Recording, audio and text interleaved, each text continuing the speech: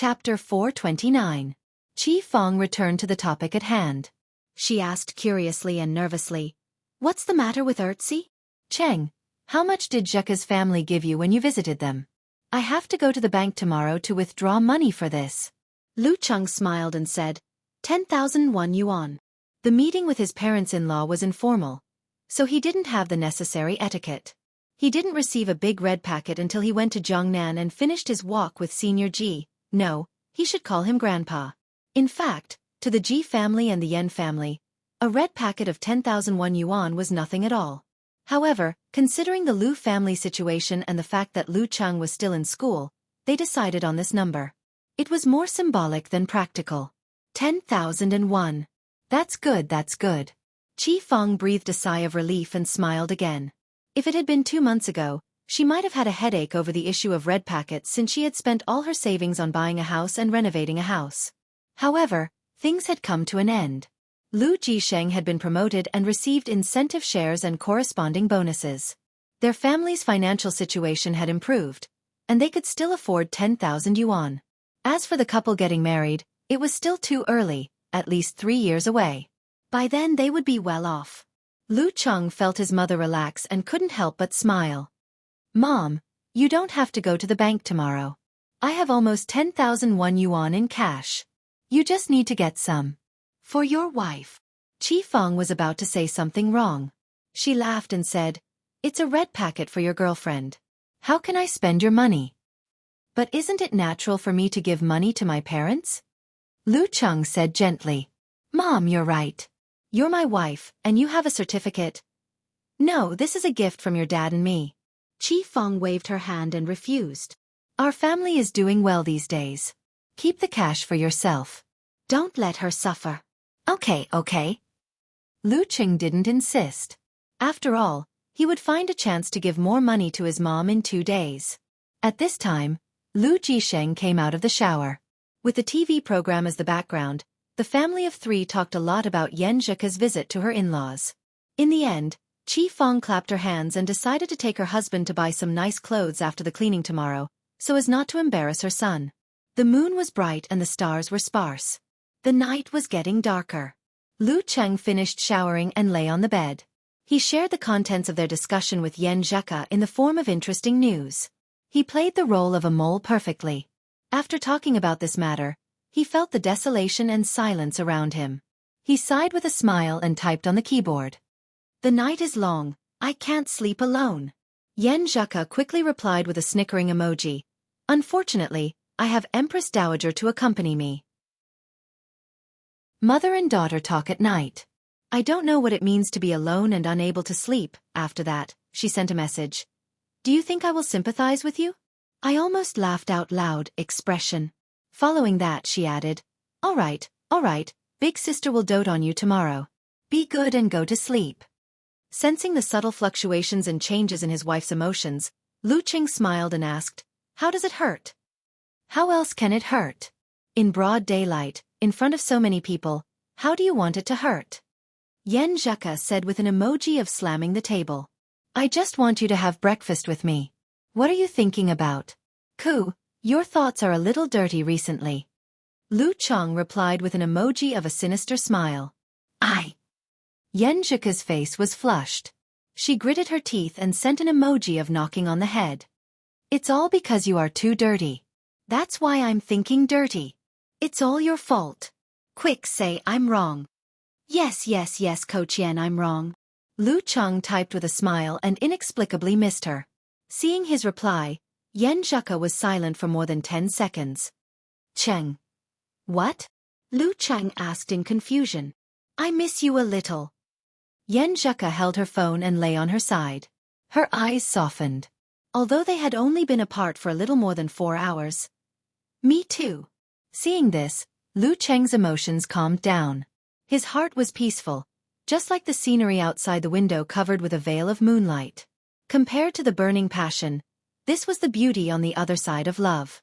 The next morning, Lu Cheng got up early and quickly washed up. He put on the navy blue Longhu Club martial arts suit and ran to the villa community by Backwater Lake to warm up before the training.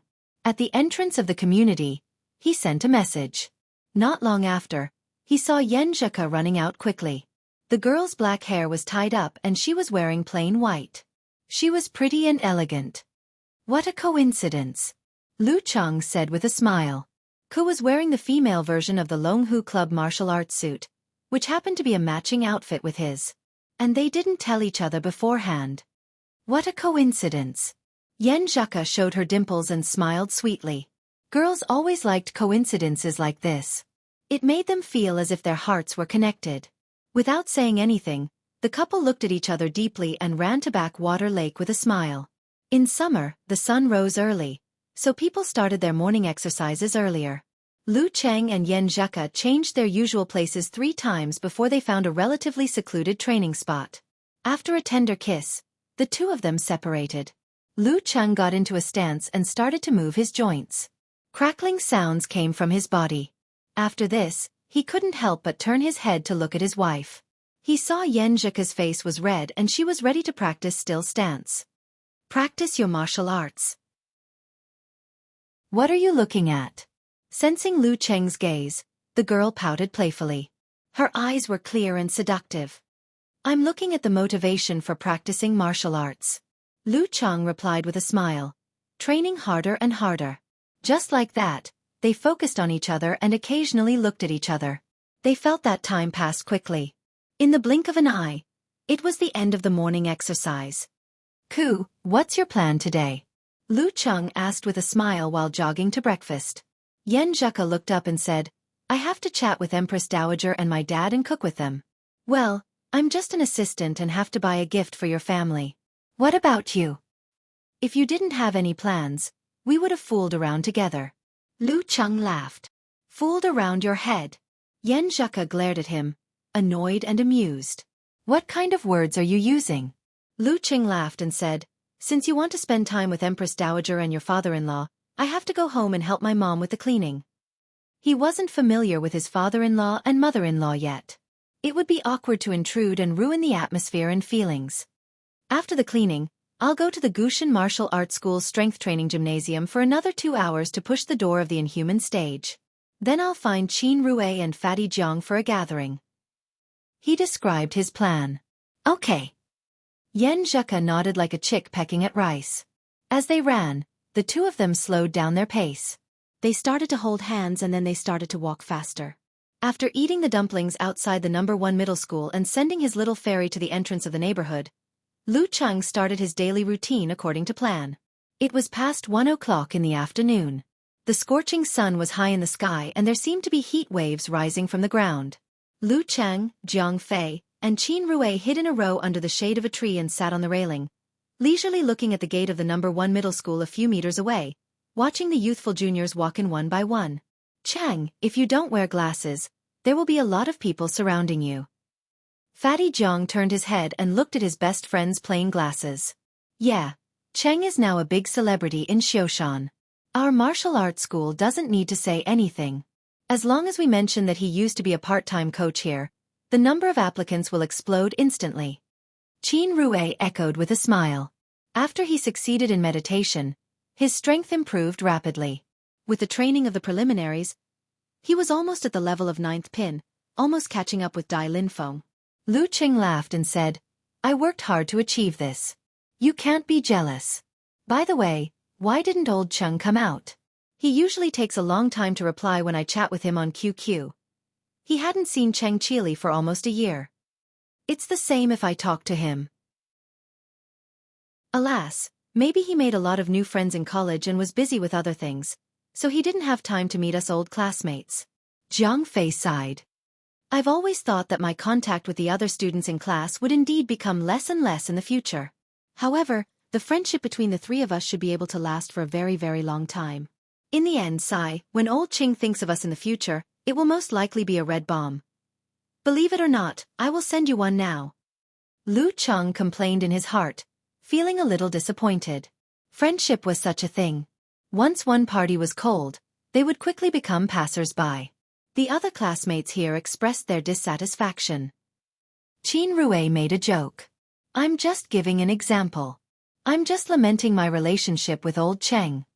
Jiang Fei pointed at the gate of the No. 1 middle school and said, Cheng, old Cheng, And I would sit here from time to time, looking at the school gate to see if there were any beautiful girls to admire. We would enter when class was about to start. Once we happened to see Yen Zheka, with her long hair fluttering in the wind. He stopped here and thought of the end of the goddess. He glanced at Lu Cheng sadly and said, "Forget it, let's not talk about it. It's really a sad story." Ha!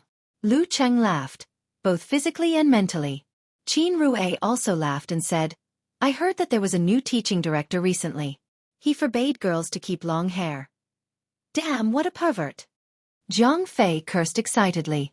After joking about school affairs for a while, Qin Rue said smugly, "Cheng, how confident do you think I am to participate in the ranking event of professional ninth pin now?" He had asked Lu Cheng for advice in the morning. "Settle down and train hard for 3 more months. You have a great chance to participate in the ranking event in October." Lu Cheng didn't exaggerate or belittle. Qin Rue gripped the railing tightly and couldn't hide his smile. Zhang Fei sighed and said, "I feel that you two are not from the same world as me. When I first entered school, I wanted to be a successful person in the future. After 2 years of school, my dream has plummeted. I just want to find a good job after graduation so that I don't have to live off my parents." "After 2 more years, your dream will still plummet," Lu Cheng said sarcastically, "as long as you have a job." "Maybe." "No, I have to pull myself together." Zhang Fei seemed to be stimulated. He had once wanted to lose weight and exercise, but after a winter break, he stopped. He only did it once a week. Sometimes he would even slack off, so his body remained the same and he still didn't have a girlfriend. While Zhang Fei was murmuring, Lu Cheng's phone rang and an incoming call came in. "Hello, master." Seeing that it was Comrade Shi Jiangwo, he quickly answered the call. "Brat, I'm getting your visa to America." Geezer Shi coughed and said, "Are you busy today?" Lu Cheng was puzzled and answered, "Nothing." "Why did master ask this?" "Well, I have a small task for you. It'll take you half a day at most." Geezer Shi laughed. "A small task?" Lu Cheng said to himself in surprise. Chapter 430. What's the matter? Lu Cheng felt uneasy. His master was sometimes unreliable. Geezer Shi laughed and said, "A disciple of the ice god sect named Li Zhenhua is in trouble in Linbian. You're the closest to him, so go and take care of him." Taking the high-speed rail to Linbian was indeed an hour and a half wasted time. Lu Cheng nodded slightly and asked, "Master, what's the trouble?" "It's a long story." "You brat, you don't understand this old man at all." Geezer Shi laughed and scolded him. "Write down her phone number and call her later. She'll tell you the whole thing. XXXXX. Okay." Lu Cheng repeated it twice and asked Zhang Fei to write it down. He asked, "Master, I'm not working part-time in the sect. I should be paid for this kind of task, right?" "Hey, when did you become so greedy?" Geezer Shi smiled in surprise. Lu Cheng smiled embarrassedly and said, "Ku is going to study in America, so I need to save more money for the trip." As for using his own influence and connections to do business with others, he still couldn't cross the threshold in his heart for the time being. "Not bad. You know how to save money for this. You're very responsible. I'm sure you'll be paid. Let's talk about it later. How can the sect treat you unfairly? Even if it's not for you, it's for me." At this point, Geezer Shi was still worried and reminded him, "When you arrive at the woodland, remember to give me a call if anything unexpected happens." "Okay." Lu Cheng didn't say more. After the call, he quickly dialed the number his master gave him. The cheerful ringtone rang for less than 3 seconds before the call was connected. A tired and anxious female voice said, "Hello, who's this?" "I'm Lu Cheng from the Ice God sect." Lu Cheng's voice was low and concise. The female voice suddenly became excited. "Hello, Senior. I'm Li Zhenhua's girlfriend, Zhang Xiaozi." "Senior?" Lu Cheng was stunned by the name. He didn't have time to correct her and asked directly, "What happened to Li Zhenhua?" It was his girlfriend who was answering the phone. "They didn't tell you?" "Zhenhua, he's missing." "Senior, this matter is rather complicated, so I can't explain it clearly. When you arrive, I'll tell you the details in person," Zhang Xiaozi said in an anxious tone. Sure enough, Master is not very reliable. Lu Cheng thought to himself. Since he had to go and take a look anyway, he nodded and said, "Okay, I'll let you know when I book the tickets. Let's meet at the high-speed rail station." Okay, I'll wait for you, senior." Zhang Xiaozi was obviously relieved, as if she had found her backbone. "Senpai, do I sound that old?" He opened the app and booked the train to Linbian at 2:25 p.m., leaving the return trip aside for the time being. "Fatty Jiang, send me to the high-speed rail station. I have something to deal with in the sect." Lu Cheng had never been polite with Jiang Fei. "I know you're not a disciple of the Ice God sect, and you don't care much about the university martial arts competition or similar topics." Lu Cheng thought and nodded steadily. "I joined the sect late, so I'm senior." Before Zhang Xiaozi asked again, he looked at the taxi queue and adjusted the sleeves of his martial arts suit. "Let's talk on the way. Don't waste time." She was missing, so he had to seize every minute and second. "Yes, senior." Zhang Xiaozi quickened her pace and followed beside Lu Cheng. She quickly picked up the key points. Linbian has a rich man called Si Jianting. He colluded with a warlord in the war-torn area in the south. He opened several underground casinos near the border and lured many people to play there until they lost their family fortune. Zhenhua's father was one of them. When he was 13 years old, he committed suicide in the casino, and his family was ruined. "He came for revenge? Do you have evidence?" Lu Cheng didn't stop walking and asked directly. The sect generally didn't care about this kind of revenge that didn't have any reliable clues. "Yes." Zhang Xiaozi quickened her pace to a trot. He watched Si Jianting for 2 or 3 years. This time he said he could get decisive evidence, so he rushed to Linbian. Because he was afraid of an accident, he took me with him. He told me to immediately notify the sect if something was wrong. Then how did he go missing? Lu Cheng slowed down his pace and wasn't so anxious to get close to the taxi queue. There were so many people, so who knew if the taxi driver knew the person over there?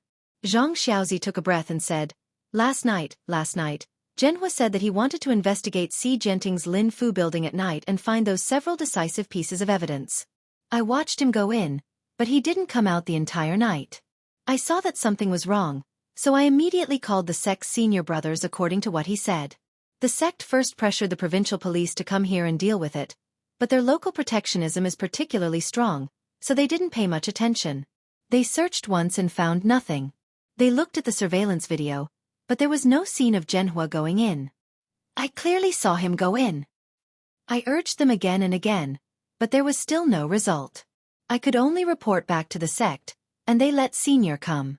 Although Lu Cheng was much younger than she had expected, in this kind of situation, she was grasping at the last straw. She didn't dare to change her attitude in the slightest.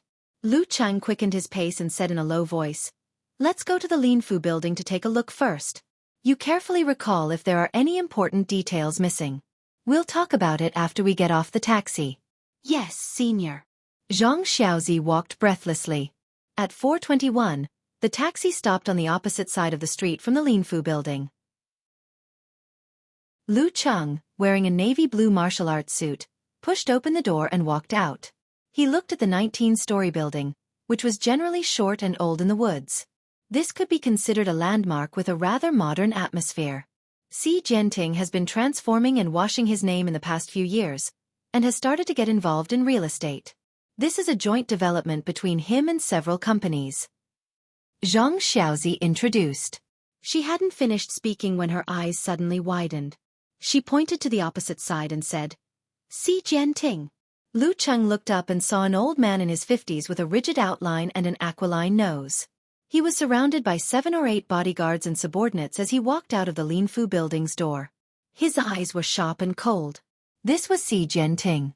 In the taxi, Lu Cheng had seen the photo Zhang Xiaozi had taken of him, but they hadn't talked about it. Compared to Si Jianting, Lu Cheng was more concerned about the 2 bodyguards at his side. One had dark skin, and his facial features were very characteristic of the war-torn areas in the south. The other had muscles that supported his t-shirt. Every step he took was neither too long nor too short, just right, as if measured with a ruler. They were all Dan stage martial artists. As for their specific levels, It was very difficult to judge from their appearance. The two of them are very strong. Without them, Xi Jinping wouldn't have survived until now. That dark-skinned one is called Wilson. He's a freelance killer in the war-torn areas. Later, he was seriously injured and was taken in by Xi Jinping, becoming his confidant. At his peak, he was said to be close to level 6. That muscular guy is called Huang Chengda. His strength is a bit worse than Wilson's, but he's also a martial artist who's seen a lot of blood in the war-torn areas. Zhang Xiaozi repeated the information Li Zhenhua had collected. Senior, don't be careless. They're definitely hiding guns, the kind with large caliber. As she spoke, she impatiently said to herself, where are they going? Home. You ask the people in the police station here. Lu Cheng calmly ordered. Okay. Zhang Xiaozi quickly took out her cell phone and asked a few questions. Her face suddenly became very bad. She turned her head and anxiously said to Lu Cheng, Xi Jinping wants to go to the south to discuss business. The people in the police station said they have no evidence or clues, so they can't stop him. Senior, he wants to run. Of course, the south was the border. And if Xi Jinping ran, Li Zhenhua would most likely disappear forever. But there's no evidence. Lu Cheng saw 2 black cars drive to the entrance of the building. He saw Wilson quickly run forward and open the back door of the second car. Huang Chengda protected Xi Jinping as they approached. He thought for a moment, dialed his master's number, and briefly and comprehensively repeated the current situation. You decide for yourself. Gieser said with some schadenfreude. What's the bottom line? Lu Cheng asked back. Gieser muttered to himself for a few seconds, coughed twice, and said, Don't kill anyone. Chapter 431. Don't kill anyone. Lu Cheng's mouth twitched, and he silently hung up the phone. Then he observed the surrounding terrain and walked towards the exit of the Linfu building. Senior, they're about to get in the car. Zhang Xiaozi trotted after him, anxiously reminding him.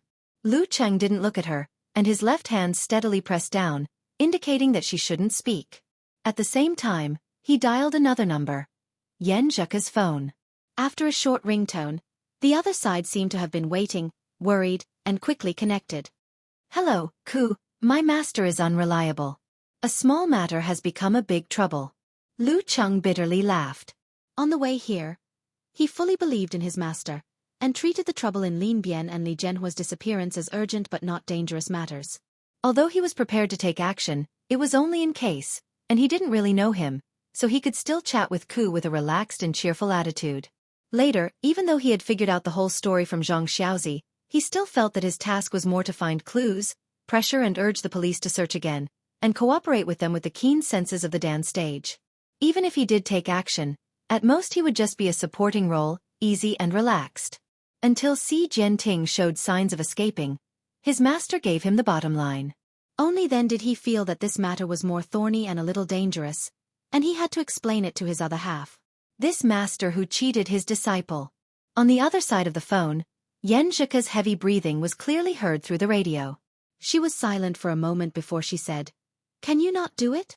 Lu Cheng smiled and said, It's related to the life and death of a martial nephew. Ku, don't worry, I won't take action without absolute certainty. To be blunt, I'm not his father, mother or master, so I don't need to take any risks for him. These words made Zhang Xiaozi's face pale, and she almost fell down. Taking action with absolute certainty. Then wouldn't that be hopeless? Facing 2 powerful dance stage martial artists and 5 or 6 armed bodyguards, plus Xi Jinping who was at the peak of 9th pin in his prime, he had to be at least an inhuman stage senior to have absolute certainty. That would be the upper class of a sect. Exactly, he's not a fairy. Yan Zheka slightly relaxed, and added another sentence out of concern. You promise? I promise, Lu Cheng promised in a deep voice. If Xi Jinping didn't get on the carriage, and didn't let his subordinates split up, facing 2 level 7 dance stage martial artists and several bodyguards armed with large caliber firearms, then although he had a grasp of the situation, it wasn't worthwhile for him to take the risk for a martial nephew he didn't know. After all, once he was entangled with the experts for a short period of time, the firepower would cross, and he wouldn't be able to withstand it. Just like that time when he went to the Guo family as a bodyguard, The rank 7 fugitive knew how to retreat when faced with him and the 4 sharpshooters, who were at most rank 8 in terms of combat strength, and didn't take the risk. However, since they had already boarded the vehicles, things were much simpler. This was equivalent to a martial artist entering an iron coffin. They were confined in a small space and could not move freely. They would not be able to use 50% of their abilities. Furthermore, most of the gunmen were in the first vehicle. For other masters who had not reached the inhuman stage, they might not be able to seize such an opportunity. But in his eyes, they were living targets for him, who could release his supernatural ability and whose power had long increased. All right. Yen Zheka rationally knew that she shouldn't say more, but she couldn't help adding, "Call me later, I'll wait for you, no problem." Lu Cheng answered with a smile and hung up the phone. He handed his phone and wallet to Zhang Xiaozi and said, "You stay a little further away." A broken phone was very troublesome, and he couldn't immediately call Ku. And his wallet couldn't be harmed, because it was a gift from his wife. Okay. Senior. Please be careful." Zhang Xiaozi was delighted. She took the things and quickly retreated. At 4:26, Xi Jinping's motorcade started moving, heading towards the exit of the Linfu building. Most of the bodyguards were in the first vehicle, and he himself was in the second. On his left and right were Wilson and Huang Chengda, and there was another bodyguard in the passenger seat. When the first vehicle turned into the wide and empty road, the second vehicle was about to turn when Lu Cheng, who was calmly standing in front of them, suddenly took a step forward. His aura suddenly flared up, like a whistling northern wind, making the hearts of a few pedestrians tremble. They instinctively fled to the distance, avoiding this place. Pa! Lu Cheng stepped on the ground, his body arched, and his left and right hands extended forward. With a hook and a shake, he threw out 2 balls of scarlet flames close to the ground. The light flickered, and a tyrannical aura was hidden. The 2 flames dragged along scorch marks as they rapidly wandered. They respectively rushed towards the 2 vehicles, both aiming for the gas tank. Squeak! An ear-piercing screech of friction rang out, dragging on for a long time. The vehicles in front and behind respectively turned their steering wheels in an attempt to avoid that terrifying-looking flame. Boom! The burning flame, aimed at the bodyguard's vehicle in front, exploded ahead of time. A wave of fire soared between it and the following vehicles, cutting off their line of sight. Bang! Lu Cheng's muscles bulged, and the concrete road under his feet cracked. He quickly threw himself at the black car Xi Jinping was in. Relying on his already top-notch level 6 physical fitness, he forcibly pushed his footwork realm to the treading dipper constellation. Of course, it was only equivalent to Qiu Lin's level. It still couldn't compare to Peng Liyun's, let alone Ren Li's. Don't stop! When the burning flame came, the experienced Wuxia, who had dark skin, shouted anxiously in his unfamiliar Chinese language. However, he couldn't stop human instinct.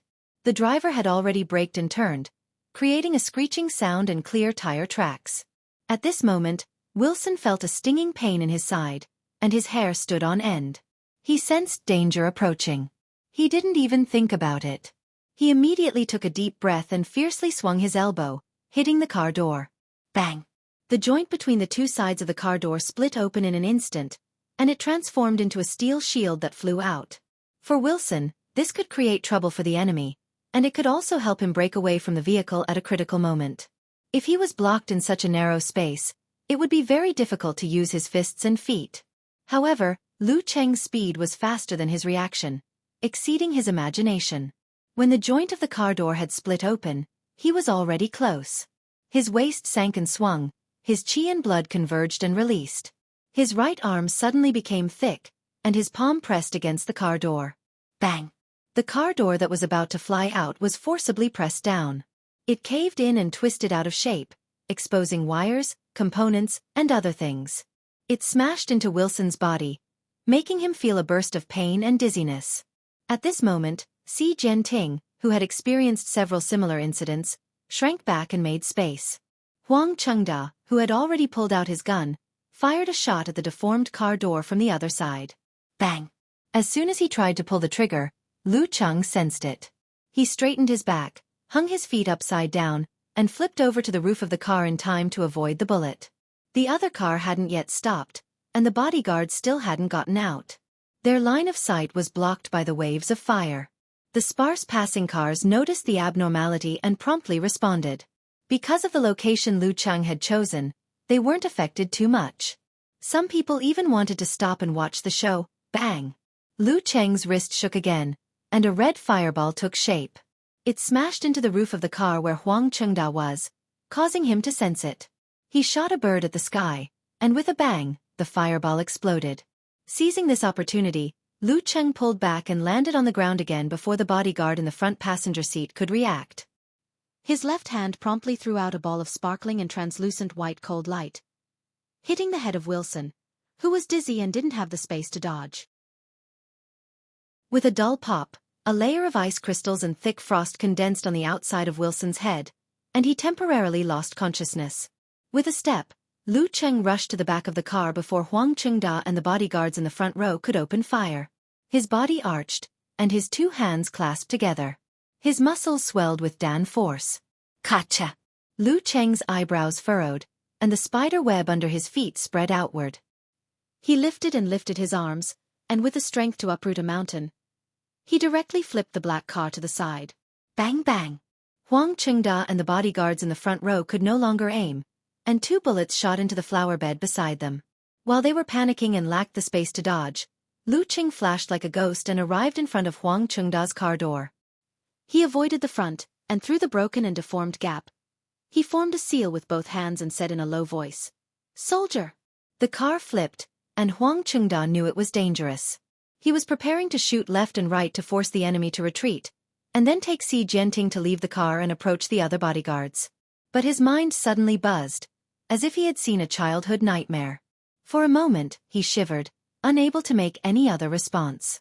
At this time, a white cold light flew in from the gap and smashed into his face. It also condensed a thick layer of frost, making him lose consciousness. Ice burning directly hit the head, and its effect was only slightly worse than severe warning. It also had a stun effect. Bang! Lu Cheng used his strength to pull the car door open, but his body didn't go over. Bang! Si Jianting's face was ferocious as he fired, but the bullet fell into empty space. From the other car, the bodyguards rushed out, some carrying guns, some carrying knives. Bang bang bang! In the midst of Si Jianting's gunshots, Lu Cheng's steps created a strong wind, and he jumped onto Vincent's side of the car door. His hand shook, and he threw a cold light of ice burning at the bodyguards in the front row who were trying to shoot in fear, and at the still unaware Si Jianting. With two puffs, the two level 9 bodyguards were covered in white frost and turned into ice sculptures for a short time. Lu Cheng leaned down and first picked up Vincent. He used it as a weapon and threw it at the bodyguards who were trying to aim at him, making them dodge or turn into bowling balls. Immediately after, he grabbed Si Jianting again and showed him to the surrounding people. Immediately, the bodyguards stopped their efforts, not daring to make any more movements. Lu Cheng pressed down on Si Jianting, who was still shivering, and said to the bodyguards in a calm tone, "You still dare to stay here? You're armed with weapons, and you're fighting a gun battle on the street. The police will be here soon." These words made the bodyguards completely recover their calm. Seeing that their boss had already been caught, and that they were powerless to reverse the situation, they looked at each other and immediately scattered like birds and animals, escaping without a trace. The only ones left were the still not recovered Vincent, Huang Chengda, and the bodyguards in the front row. Recalling the classic bad guys he had seen, Lu Cheng extended his hand and helped Si Jianting, whose spirit was gradually returning to normal, pat the frost off his collar. He smiled slightly and said, "Boss Si, can we have a good talk with our ice god sect now?" Across the road, Zhang Xiaozi blankly looked at the time on her phone. 4:28. Chapter 432. 4:28 p.m. Looking at the young man in deep navy blue, Si Jianting's face was still ferocious. His teeth chattered because of the cold, but he didn't answer a single word, as if he wasn't willing to reveal anything. Lu Cheng knew that saving a person was like putting out a fire, so he didn't delay. He immediately put on a serious expression and visualized the sharp and cold army character in his mind. He didn't make any hand seals, nor did he speak in the ancient language. He only combined the bloody feeling of the battlefield with his own terrifying aura. Combined with the words in his mouth, he pressured Si Jianting's spirit. "Where is Li Zhenhua?" Lu Cheng shouted in a deep voice. Xi Jinping inexplicably shivered, and his body trembled. But after so many years of bloodshed in war-torn areas, he stubbornly refused to admit defeat, and retained the last of his bearing as an ambitious person. Lu Cheng narrowed his eyes and spoke again. "Where is Li Zhenhua? Where is Li Zhenhua?" The two voices were like thunder in his ears. Xi Jinping's eyes couldn't help but reveal a sense of fear, as if he had returned to his youth when he was imprisoned in that warlord's water prison. "Where is Li Zhenhua?" Lu Cheng's aura flared, and the surroundings seemed to be filled with the smell of blood. "I'll talk." Xi Jinping couldn't hold on any longer. His spirit completely collapsed, as if he had seen death, seen the end of the world. A suspicious wetness appeared in his pants, and with snot and tears he wailed, "I'll talk. I'll tell you everything. He's not dead, he's not dead. He's in my 19th floor office's secret room." Following Xi Jinping's stammering confession, Lu Cheng more or less figured out what had happened. Last night, after Li Zhenhua had infiltrated, he'd relied on the tips of the spies he'd bribed to find the account books of Xi Jinping's casino, as well as a batch of contraband smuggled from the war-torn areas, and other key evidence. But when he'd finished collecting and was preparing to leave, he'd been discovered by the night patrol Wuxia, who'd suddenly launched a sneak attack and smoothly captured him. Afterwards, Xi Jinping, who'd suspected that his mortal enemy had set him up, secretly rushed over under Huang Chengda's protection. He'd tortured Li Zhenhua, and found out that he was an ice god sect disciple. Xi Jinping's head immediately swelled. He could almost imagine the pressure he'd have to bear at dawn. At this point, it was impossible for them to send Li Zhenhua away politely, because the other party already knew a lot of decisive things, and there was a deep hatred between them. They had no choice but to deal with the surveillance video overnight. Then, they found a connection to stall for time and began to destroy the evidence in batches. Once he'd perfected his plan, Xi Jinping didn't leave things to chance. He immediately made arrangements to escape, planning to go to the warlord in the war-torn areas to avoid the limelight. As for Li Zhenhua, he wanted to directly silence him, but he didn't dare to make a move. This was because, under the circumstances where all the suspicions pointed towards him, once he killed an ice god sect disciple or made him disappear for real, it would thoroughly enrage that colossus. Who knows, it might even send an inhuman or even a physical invulnerability expert to kill him. Escaping to a collaborator that wasn't considered strong would only make the other party even more fearless. Therefore, Xi Jinping was prepared to temporarily spare Li Zhenhua this time. In any case, what should have escaped had already escaped, what should have been destroyed had already been destroyed, and what should have been dealt with had already been dealt with. Afterwards, he'd look for an opportunity to create an accident. Under the premise that no one would suspect him, he'd erase this enemy that hated him. Finally, he'd change his appearance, return to his hometown, and take back his property. Why do people who do criminal things like to keep accounts? Lu Cheng recalled the TV dramas and novels he'd seen before, and silently complained. Afterwards, he picked up Xi Jinping, who'd collapsed into a pile of mud, and circled around to Huang Chengda's side. He lifted his knee, tapped the ground with the tip of his foot, and kicked Huang Chengda's ear, making this dance stage martial artist completely pass out. With his other hand, he pulled Huang Chengda and lifted him up. Lu Cheng did the same to Wilson and the bodyguard in the front passenger seat, but he didn't stop the driver from escaping. The reason why he wanted to go through so much trouble was because he felt that he had to do things cleanly. What if Wilson and Huang Chengda were lunatics, and after escaping, wanted to retaliate against him and the people of the Ice God sect? The other bodyguards didn't have this ability, but they did. Since that was the case, he might as well just throw them both to the local police station, and then exert pressure through the sect to sentence them to death. The bodyguard in the front passenger seat didn't have this kind of treatment. After being knocked out by Lu Cheng, he was directly thrown into the flower bed.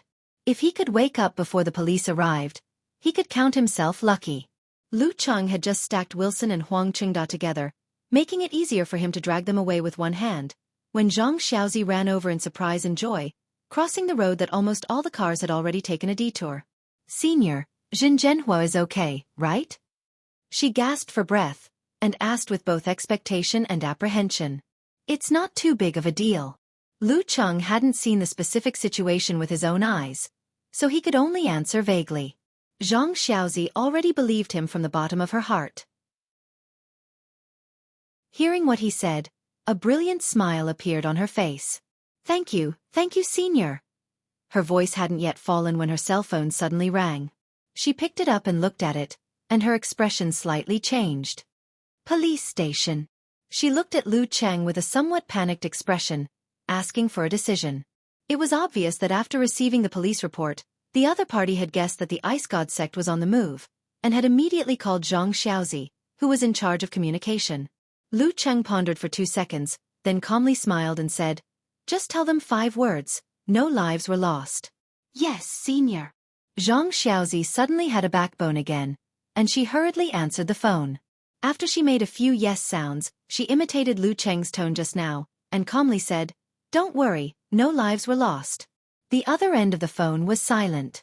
Lu Cheng saw that Li Zhenhua was no longer in imminent danger, and he was afraid that his little fairy would worry for too long, so he temporarily stopped dragging Wilson and Huang Chengda into the Linfu building.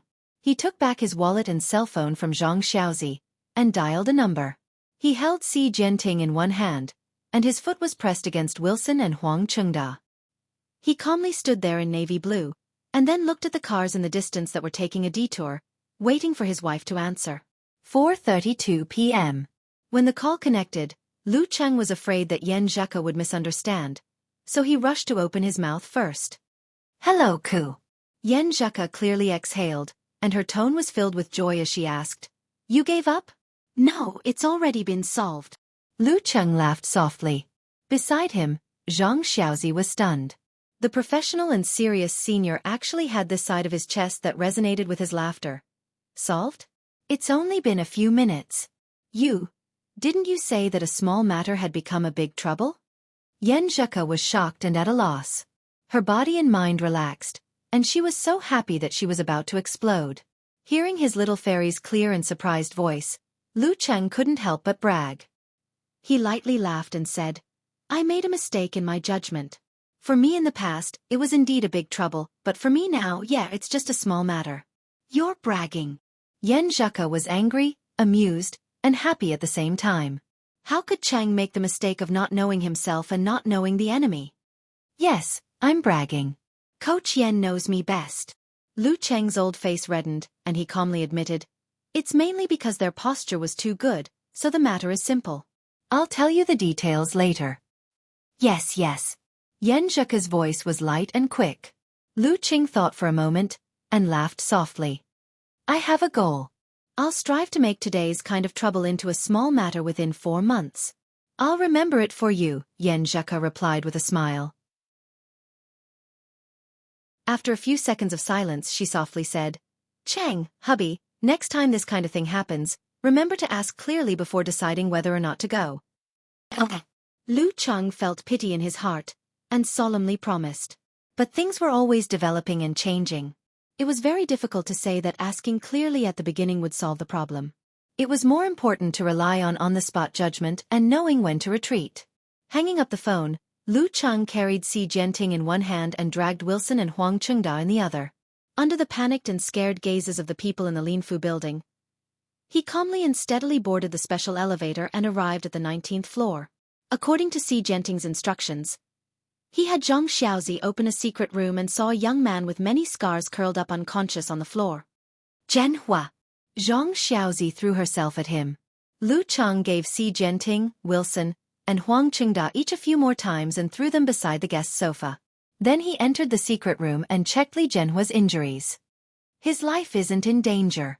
He made a judgment and ordered Zhang Xiaozi, "Call the police and tell them to call an ambulance when they come." "Okay, senior." Zhang Xiaozi breathed a sigh of relief. Her heart settled, and she began to dial the number. Lu Cheng reported to his master and let the sect handle the aftermath. 4:37. The sound of police cars and ambulance sirens rang out at the same time. 4:40. Outside Xi Jianting's office, the sound of footsteps could be heard. A group of policemen rushed in and saw a young man wearing a navy blue martial arts suit sitting on the sofa with his head down playing with his phone. His bearing was calm and his posture was leisurely. At his feet, Wilson, Huang Chengda, and Xi Jianting were lying in a mess, overlapping each other. They were all unconscious. That famous Lin Bian Big Shot's body was even slightly trembling, faintly emitting a foul smell. On the other side, Zhang Xiaozi, wearing a short-sleeved shirt, shorts and jogging shoes, stood quietly like a maid. Her eyes occasionally drifted to Li Jianhua, who was lying on another sofa. Lu Cheng raised his head, smiled at the leading police officer, and asked calmly, "What's the matter?" He asked calmly, "Can I go now?" The police officer was silent at first. Looking at the unconscious Li Jianhua, he nodded heavily. "Yes, that's good." Lu Cheng slowly got up. Under the watchful eyes of the police officers and Zhang Xiaozi, he walked out unhurriedly. The office quieted down. Everyone could faintly hear him making a phone call in the elevator. "Hello, Mom. I might be an hour late for dinner." An hour late for dinner. The police officers and Zhang Xiaozi looked at each other. Leaving the Linfu building, Lu Cheng waved his hand to stop a taxi and sat in the back. "Go to the Four Joys store," he calmly ordered. His phone's display switched from the booking app to the search page for Lin Bian Specialties. The driver started the car and asked, Hey, was there a gunfight at Lin Fu's side just now? I heard it was very intense." Lu Cheng smiled and said, "I didn't watch, so I'm not too sure." "Well, there will be news later." The driver didn't say anything more. 4:52 p.m. In the Four Joys store, Lu Cheng carefully selected 2 boxes of osmanthus cake and 2 cans of matsutake sauce. Then he went next door and bought some mangosteen and other special fruits. 5:19 p.m. He arrived at the high-speed railway station and received a call from Geezer Shi. "You handled it well today." Comrade Shi Jiangwo praised and then said, "Remember, nothing can go exactly as expected. Today, I am mainly training your ability to deal with accidents and changes. If you improve in this aspect, you won't be flustered when you encounter an accident in the future and won't be in danger." "You're right." Lu Cheng suddenly realized that he had misunderstood his master and thought that he was unreliable. When he hung up the phone, he suddenly had doubts and muttered, "What he said just now couldn't be an excuse made up by his master to cover up his unreliability, right? This is his style." 5:35 p.m. The high-speed railway started to move. Lu Cheng leaned back comfortably and played with his phone. 7:25 p.m. Li Jianhua woke up in the Linbian hospital. After seeing Zhang Xiaozi beside him, he anxiously asked, "Did you catch Si Jianting?" "Yes, your sect sent a young senior to deal with him." Zhang Xiaozi answered truthfully. Li Jianhua immediately relaxed. His expression was absent-minded. After a few seconds he regained his composure and muttered, "Young senior twice. Where's the senior?" he asked. "He left in the afternoon," Zhang Xiaozi said in detail. "Well, when did the senior come?" Li Jianhua asked casually. Zhang Xiaozi's tone suddenly became very strange. "Also in the afternoon." 7:29 p.m. Backwater Lake. At the entrance of the villa community, Yan Zheka, wearing a short sleeves and a long skirt, trotted out.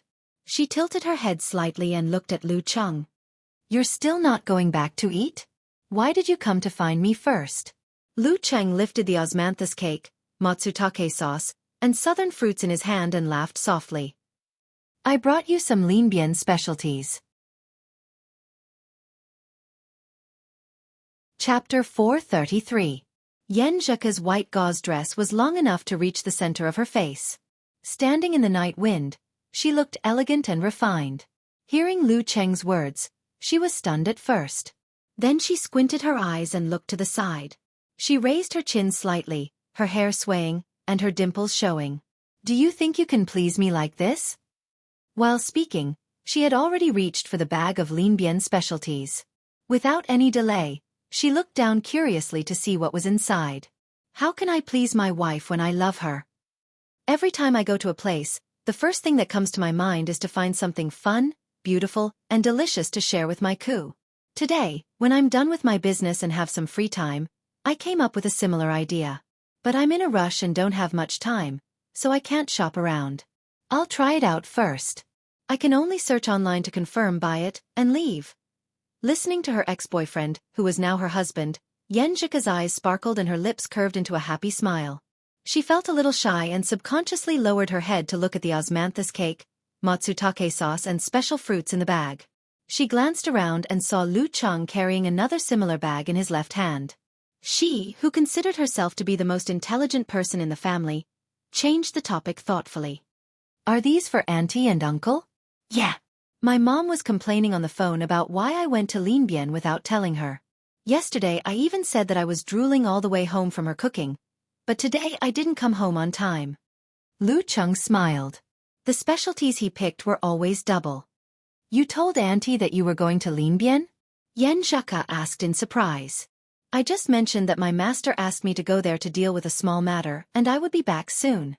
Lu Cheng considered his words and said, I really thought so at first. Linbian security is not good compared to places like Songqing and Huahai. Generally, there won't be any bad encounters. Because of the tight schedule, he couldn't explain in detail on the phone. Now he felt that it was necessary to explain that he and Ku were already husband and wife. They shouldered the responsibility of each other, and their lives were no longer his. Why are you saying this? I'm not blaming you. I have a bunch of people from Shushan study in my family, and I often see similar things. Moreover, the missions given by the sect are generally not difficult and not dangerous. If a body refining expert can't do it, the ordinary Dan stage expert can't do it. If an ordinary Dan stage expert can't do it, the high-end human stage expert can't do it. If a high-end human stage expert can't do it, the high-end human stage expert can't do it. If a high-end human stage expert can't do it, the high-end human stage expert can't do it. If a high-end human stage expert can't do it, the high-end human stage expert will do it. You said that when you went to Linbian to deal with the sex affairs, I just felt that the security there wasn't very good, and that there might be some accidents, so I told you not to hold back when you encountered something, so as to avoid capsizing in the gutter. Well, other than being a little worried, I didn't think there was any problem. Later on, a small matter turned into a big problem, and it wasn't something you could control. You told me in advance, and you only did it when you had absolute confidence. Yan Zheka suddenly paused. She pouted and wrinkled her nose. Then she said in a sobbing tone, Oh, I can't go on. Her eyes instantly turned red. I understand all these, but when it really happened, I still felt very sad, very, very worried. When you called me for the second time, I was so afraid that someone else was using your phone to inform me of something bad. I was so scared. At this time, she stopped talking and looked at Lu Cheng with a bit of grievance and hatred. She ground her teeth and said, Cheng, let me bite you. Lu Cheng was moved by the girl's contrasting feelings. Thinking of her worries at that time, he couldn't help but feel pity for her. He replied softly, Okay. Yan Zheka immediately stepped forward and buried her head in Lu Cheng's shoulder. Her mouth was at the juncture of his shoulder and neck, and she opened her pink lips, revealing her teeth. Lu Cheng relaxed his muscles and didn't use force instinctively, preparing to be bitten hard. However, the pain didn't come. He only felt the girl's teeth lightly knocking on his skin twice, and then it turned into a warm kiss. What if I can't bear to bite you? Yan Zheka didn't raise her head and said with grievance. Lu Cheng's heart trembled when he heard that. The bag in his hand fell to the ground gently. He couldn't help but raise his hands to hug the girl, his wife. He gently stroked her hair and back, and lowered his head to kiss her head continuously. Yan Zheka quietly felt for a while, still burying her head in Lu Cheng's shoulder. She said softly, I know, no matter how safe a small matter is, there can be unexpected changes and develop into danger. I can't lock you at home, tie you to me, and forbid you to do anything. I just want you to be more careful in the future. Don't take risks, and don't take actions until you are absolutely sure. If you have time, try to tell me in detail so that I can feel more confident. When you encounter difficulties, don't force yourself. Leave when you have to, and ask the sect for help when you have to. Okay. Lu Cheng nodded solemnly. Yan Zheka was silent for a few seconds, and suddenly sighed. If only my body was fine and I could reach the dance stage. Then I could do these things with you, just like my grandma and grandpa. I'm so envious of them. Every couple's situation is different. You can't force yourself to be the same as others. Lu Cheng thought for a while and comforted his wife. If you really do these things with me, I can't calm down. I'll be worried about you all the time, and I won't be able to use my full strength. The sky gradually darkened, and the moon rose. The two leaned against each other and talked for a while, communicating with each other. After 7 or 8 minutes, Yan Zheka, who had calmed down, pushed Lu Qing away and said with a smile, "You should go back and eat. I can hear your stomach rumbling." "Okay, I'll walk you to the gate of the community." Lu Qing blushed. "No, it's just a few steps." Yen Zheka stepped back slightly with her skirt fluttering. After 2 steps, she suddenly stopped, turned around and looked at Lu Cheng. She covered her mouth and smiled. "Cheng, there was a moment just now when I thought you would persuade me to go on a date with you before going home. There was a moment when I thought so. Since someone can't bear to bite me, of course I have to take good care of her." Lu Cheng chuckled. "But Empress Dowager and father-in-law are still waiting for you. You can't take 2 or 3 hours to get a gift, right? What will they think of me then?" "That's right. If you told Auntie that it would be a few hours later and that we could just have a meal outside, she would beat you up." Yen Zheka teased. Lu Cheng shook his head and laughed. "In the end," he said, "and I remember that someone said that every time we meet, every time we go on a date, we have to pay attention to spiritual communication. It's also good to take a walk, talk, watch TV series, watch a TV show, and do homework together. During those days in Songqing, I felt that you weren't very willing, but in the end, you accommodated me. It's not that I wasn't willing or didn't like it. Bah, I just didn't like it." Yen Zheka rolled her eyes at Lu Cheng shyly. "Just like what you said, girls also pay attention to other aspects besides sex. There were a few times when I thought that we had just gotten married and you were so eager for it. I didn't know why my heart softened and I just let you do whatever you want. And there was also the factor of the impending departure and the crazy idea of throwing the decision to God. Even now, he still had a little bit of impulse. Maybe every girl has such an irrational and crazy side." After a few more words, they waved goodbye.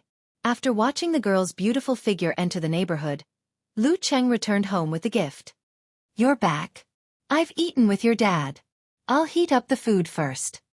Fong got up from the sofa and said matter-of-factly. She didn't want to wait for her son to come back to eat together. "She's really my mother." Lu Cheng handed the bag over and said with a smile, "Mom, Dad, I bought some Linbian specialties for you. You went there to do something, and you bought some specialties?" Fong said with a bright smile. Lu Jisheng asked reservedly, "Why did your sect ask you to go to Linbian? Why are you back so soon?" "Just a small matter that needed someone to come out. It was solved in a few minutes." Lu Cheng answered vaguely. Fong took the bag and said casually, "Linbian security is not good. Why did your master ask you to go there?" "It's okay. It's very strict in China. No matter how bad Linbian security is, it's not that bad. If you don't go to crowded and chaotic places, don't take the remote road at night, and don't cause trouble, it's quite safe there. Otherwise, how can the people there live?" Lu Cheng responded with a smile. "Okay." Fong didn't say more. She heated up the dishes and brought them out again. Then she and Lu Jisheng gathered around and watched their son gobble up the food.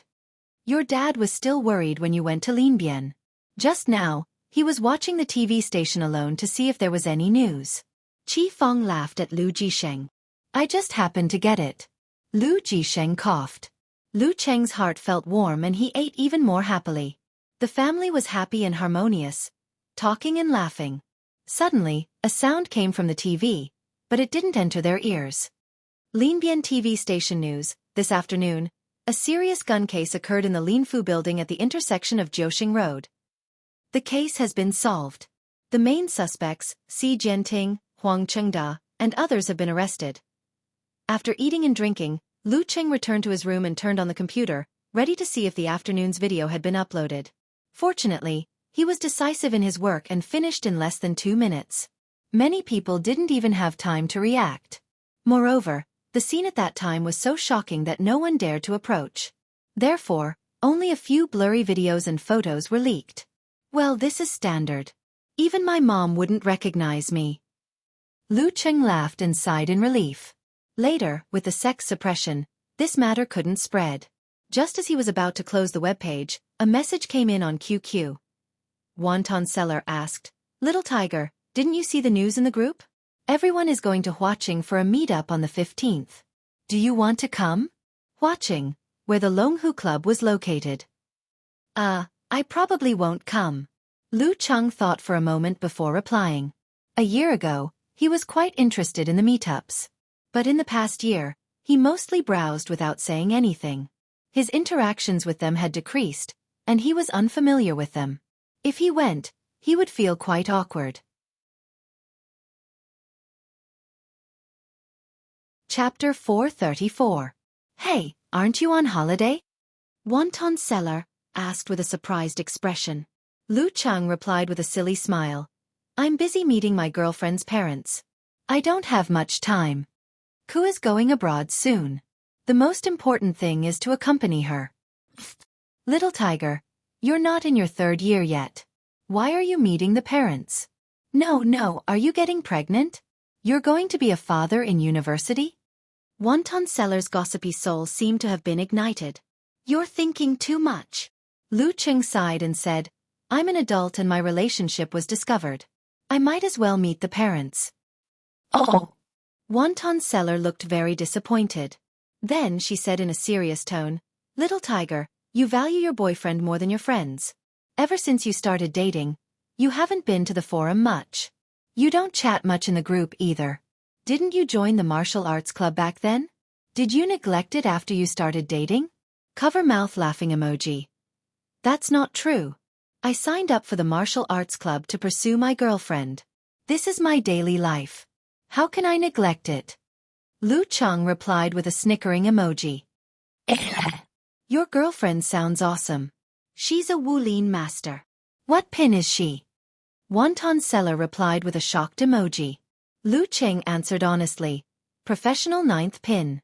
But I haven't gone to the competition to get my certificate. Professional 9th pin. Wonton seller widened her eyes and continued. Then little tiger, aren't you in danger of being beaten up by domestic violence? Your status in the family is worrying. Lu Cheng laughed and said, beating is a sign of love. What's there to be afraid of? TSK. You're not that shy and honest little tiger anymore. Are you sure you don't want to join this meetup? Wonton seller tempted again. Don't you want to meet everyone face to face? Don't you want to see how they've grown in the past 2 years? Little Fist got his professional 9th pin certificate last year and is working hard to reach the Dan stage. Little Ring is becoming a business elite with the help of his family's resources. The future big shots, Little Ma, Little Dragon, Little Pig Riding, and Little Kong are all going to join. She listed more than 10 forum members in one breath and dropped a bomb at the end. Don't you want to watch Dragon King's match live? The Little Pig Riding rider got a ticket. Similarly, the manager of a large number of fan gatherings had a certain connection with the corresponding club and had the opportunity to obtain internal tickets. Are you talking about the match between Longhu and Shangqing sect on the 16th? Asked Lu Cheng. Because there was a title battle on the weekend, this match was scheduled for the middle of the week. Yes. Are you tempted? Do you want to join? Wonton seller asked with a, do you know Amway spirit? Lu Cheng thought for a while and felt that it was still quite awkward, so he firmly refused. Forget it. I really don't have time. All right, then I'll look for you when we meet again. Wonton seller sighed in disappointment. You and Xiaofan are really two extremes. One doesn't turn up no matter how we invite her, and the other wants to attend no matter how hard we try to stop her. Tell me, a 14-year-old girl who isn't even in her 3rd year of middle school came all the way to Huaqing to meet her online friend. How can we be responsible? Her parents probably won't agree to it either. Lu Cheng had some understanding of Brahman's temper. You guys try to persuade her. Just tell her that we'll meet again after she goes to university. We've been persuading her like this every day. Wonton seller smiled and cried. I even want to contact her parents directly. Lu Cheng said a few words in agreement, and then asked, Little Wonton, what major are you going to study? Her college entrance exam results seem to be okay. I'm still quite confused. I'm quite good at foreign languages. Maybe I'll study something related. Wonton seller answered with uncertainty. Then she waved her hand and said, I'm going to discuss with them about the meetup. Little tiger, if you have the chance in the future, you must join us. Okay, bye. Lu Cheng replied perfunctorily. After a while, Yan Zheka came out of the bathroom and replied to the message. He shared the news with his wife. Longhu versus Shangqing. Dragon King versus Warrior Sage. Scratching chin expression with rolling eyes expression.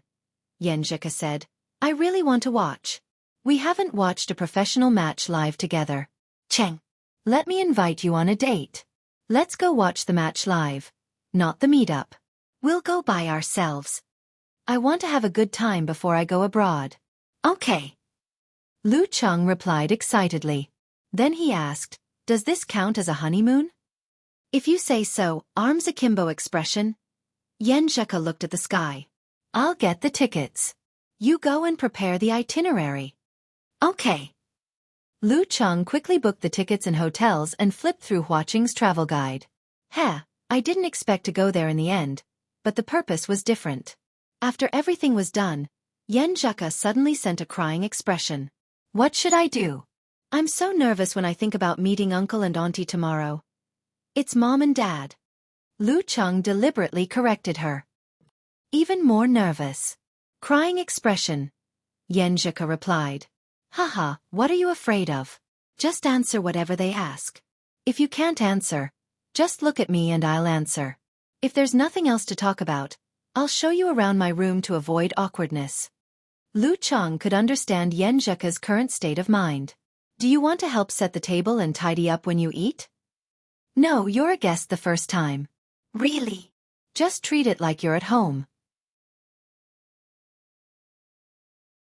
You can do what you do at home. The two of them chatted for a long time on this topic. In the end, Yan Zhika decided to follow Lu Cheng's instructions and show her true colors. The next morning, Lu Cheng finished his training on time. After breakfast, he changed his clothes and took a taxi to the Yan residence at Backwater Lake. After a few minutes, Yan Zhika walked out wearing a short-sleeved shirt, a smock, a knee-length skirt and a pair of white shoes. Her hair was tied into a half bun to show off her gentle and sweet side. She was carrying a few bags of things in her hands, neither too much nor too little. What are these? Lu Cheng asked curiously as he took them and held her delicate hand. Tea leaves, health supplements and fruits. My mom said that girls should be reserved on their first visit and not take too much. Anyway, I don't know. If she says so, then so be it. Yan Zhika pursed her lips and teased herself. Cheng, my current expression is smiling with self-abandonment. Haha, it's not that serious. I'm here. Lu Cheng comforted her. After a while, they got into the car and arrived at Lu Cheng's residential area. As they walked in, the neighbors' eyes were like searchlights. Coming. On the 5th floor of the 8th building, Xiaofan shouted to the balcony with her phone. Lu Jisheng, who had specially asked for leave today, walked back to the living room and coughed. I'm just going to smoke. He didn't look at the road downstairs to see if his son and daughter-in-law had arrived. Xiaofan squinted at him and said sarcastically, Didn't you say it was not a big deal? Why are you smoking? Lu Jisheng sighed with a smile. Alas, I thought it would take another 4 or 5 years. Who knew it would happen so soon? Yeah, it's like a dream. Cheng seems to be 10 years older all of a sudden. Xiaofan sighed with emotion. Then her face changed. Go sit down. They're going upstairs. In less than a minute, the door opened and Lu Cheng led Yan Zhika in. He bent down and gave her a new pair of slippers that he bought yesterday. After changing, Yan Zhika saw Xiaofan and Lu Jisheng coming over. She panicked and blurted out before Lu Cheng introduced her. Hello, Uncle Auntie. Hello. Lu Jisheng and Xiaofan looked at their future daughter-in-law with a smile. Lu Cheng handed over the things in his hand. Mom, Dad, this is for Ku. Oh, you're too polite. You don't have to bring these. Xiaofan took it with a smile and glanced at what was in the bag. Come, sit down. Lu Jisheng pointed at the sofa in the living room. Yan Zhika nodded shyly and was led to the sofa by Lu Cheng. After the 4 of them sat down, Lu Jisheng casually found a topic. Zhika, what's your major in Songqing University? Economics. Yan Zhika answered concisely. Xiaofan said with a smile, You two were classmates in high school and college. What a coincidence. Did you meet in the martial arts club? Yes. I saw the ranking in high school and knew Lu Cheng, but I didn't know who he was. Yan Zhika glanced at Lu Cheng with a smile. Haha, who would have thought today would come? Xiaofan thought it was quite amazing. The family began to chat harmoniously. Lu Cheng was responsible for livening up the atmosphere and answering some questions. He also paid attention to the situation at all times. He planned to take his wife to do other things when they had nothing to talk about, so as to avoid the awkwardness of forced conversation. After a while, there was a sudden knocking sound at the door. "Who is it?" Lu Cheng turned to the door in confusion. He walked over and opened the door. It was his cousin, Ma Shi, standing outside. Ma Shi raised her eyebrows playfully and poked her head into the room. She smiled at Lu Jisheng and Qifang and said, "Uncle, Aunt, my mom said that the chili sauce you made last time was very delicious. She asked me to come and get some more. Why didn't you say so earlier?" Qifang complained and went to the kitchen. Ma Shi entered the room and glanced at Yan Zheka. She smiled sweetly and said, "Hello, sister-in-law." "Hello." Yan Zheka blushed at his greeting.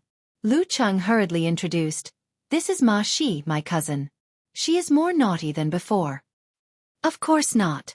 Ma Shi protested. She looked at them for a while and left with the chili sauce. The family chatted for less than 10 minutes before they heard another knock at the door. "Who is it?" Lu Cheng reluctantly got up and walked over. "Aunt." He opened the door and was surprised to see Lu Yanwei's mother, Wang Lily. Wang Lily smiled and raised the bottle in her hand. "Brother, Qifang," Jiqiang picked up some bones to make wine. "I brought you a bottle." "I was just talking." Lu Jisheng stood up and smiled. Wang Lily entered the room and looked Yan Zheka up and down with a smile on her face. Yan Zheka hurriedly said, "Hello, Aunt." "Hello," Wang Lily replied with a smile. Lu Cheng finally realized that they were all here to look for trouble. They just wanted to see their own wife. When Wang Lily came home, they continued their previous conversation until Qifang was ready to cook. At this moment, there was another knock at the door. Lu Cheng and Yan Zheka looked at each other. Feeling both annoyed and amused, they went to the entrance and opened the door. It was Lu Yanwei outside. Seeing Lu Cheng's unkind expression, he smiled awkwardly and said, "I was passing by and had a stomachache. So I came to the bathroom."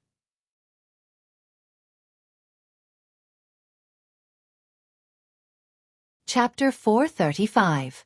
The sky was dark, and the summer night came especially late. A gentle breeze blew around the backwater lake, dispelling some of the dampness. "Sigh, my family came to see you one by one without saying anything." Lu Cheng held Yan Zheka's hand, lamenting about what had happened in the morning. Especially Lu Yanwei, his unreliable brother, whose excuses were so ridiculous that he didn't know whether to laugh or cry. Fortunately, Lu Cheng still had some self-awareness, so he didn't stay for dinner even though Lu Cheng had warmly invited him. However, with them as a contrast, Lu Cheng's parents didn't seem so strange to Yan Zheka. When there were only 4 of them left, she obviously relaxed a lot. She took the initiative to praise some of the dishes, which made Lu Cheng's mother so happy that she couldn't close her mouth. After a sumptuous lunch, Lu Cheng led Yan Zheka into his room. They shared their schoolmates' album, posters of the Mighty Ones, and detective novels that they had bought before. They spent the whole afternoon happily together. However, Lu Jisheng and Qifang were still at home, and they would knock on the door from time to deliver fruits, so they didn't dare to be intimate. After dinner, Lu Jisheng picked up Lu Debong and his wife. They had been worried about not having a granddaughter-in-law, but now they were very satisfied with Yan Zheka. Walking slowly, Yan Zheka relaxed her eyebrows and completely shed her previous restraint. She smiled softly and said, "It's okay. It's okay. I can understand. Really. If my brother brings his girlfriend home, I'll book a plane ticket and rush over to take a look." She was holding 2 red envelopes, one thick and one thin, from Qifang and Lu Debong respectively. "Your brother brings his girlfriend home." Lu Cheng couldn't help laughing. It's so surreal.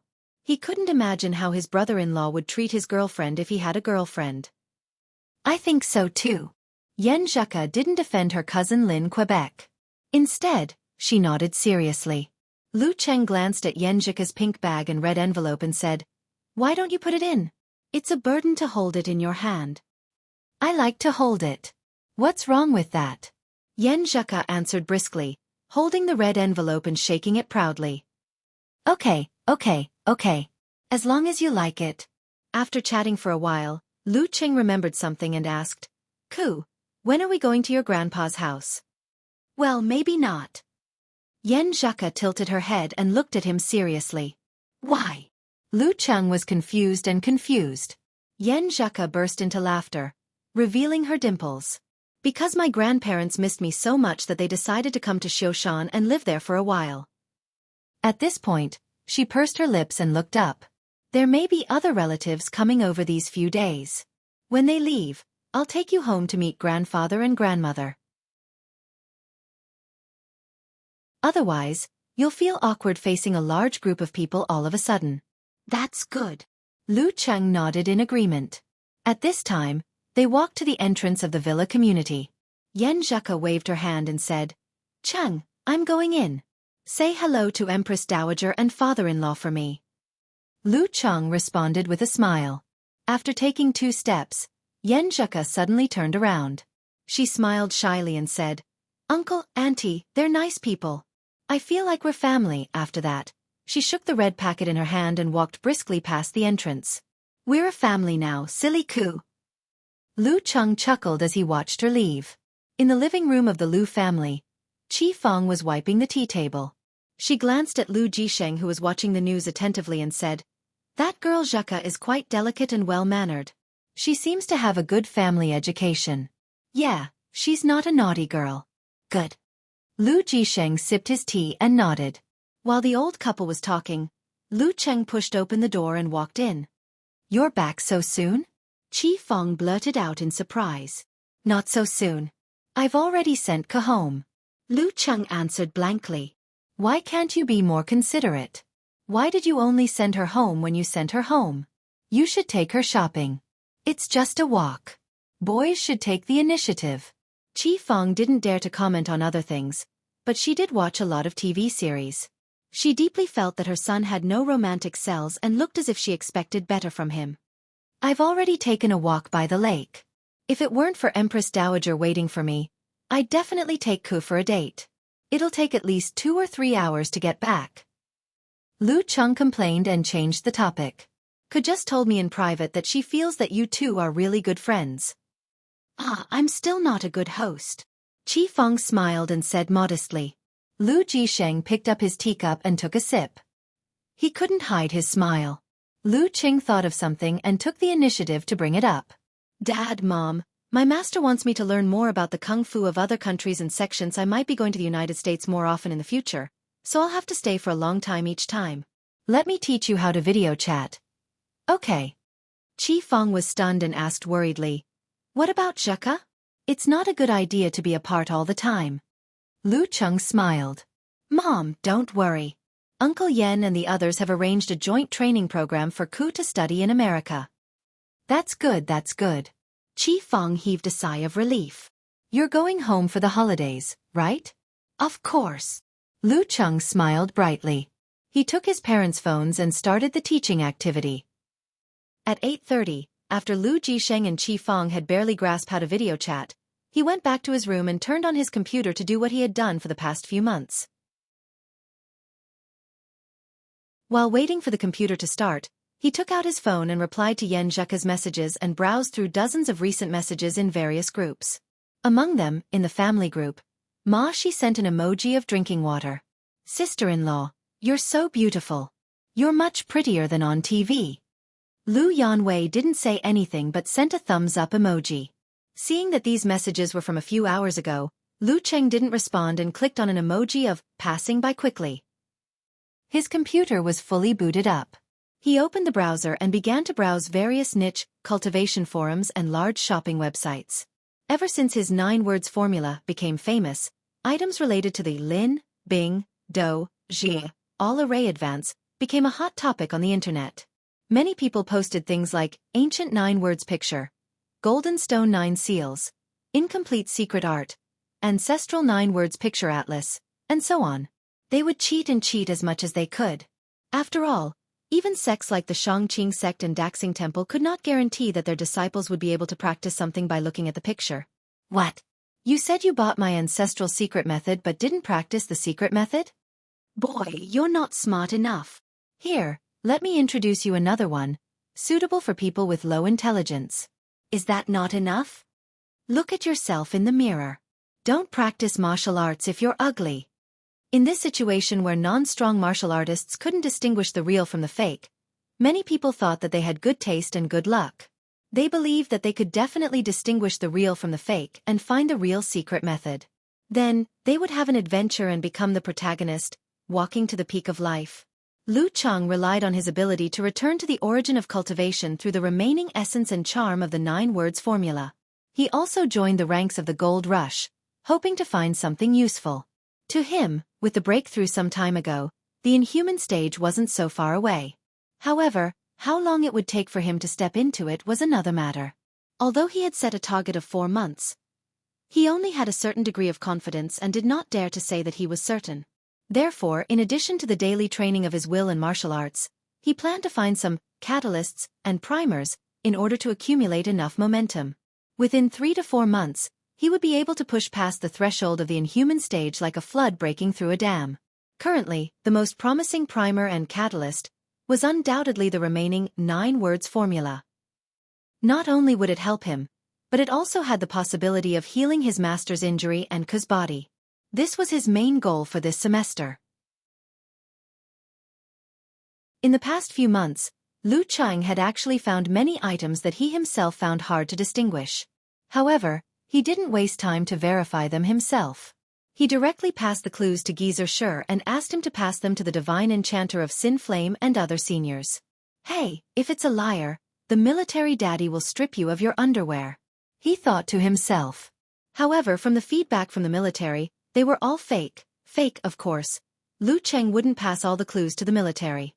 This was because a few of the items did have some remaining essence and charm.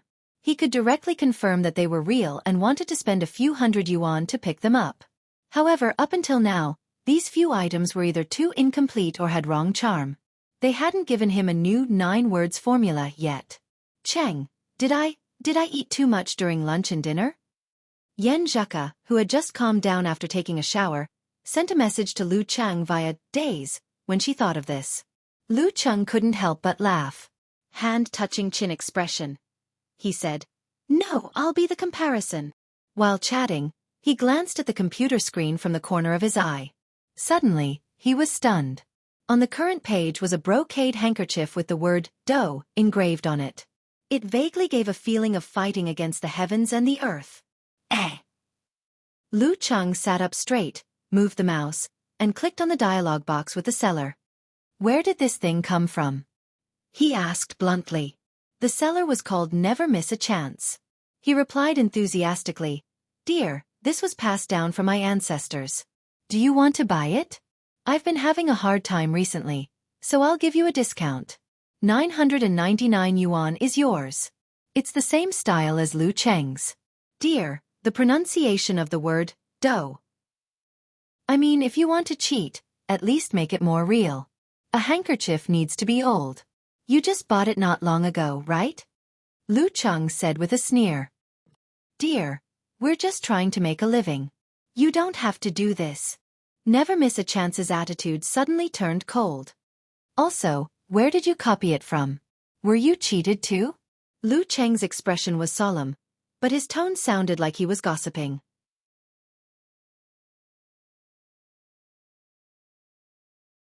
Chapter 436.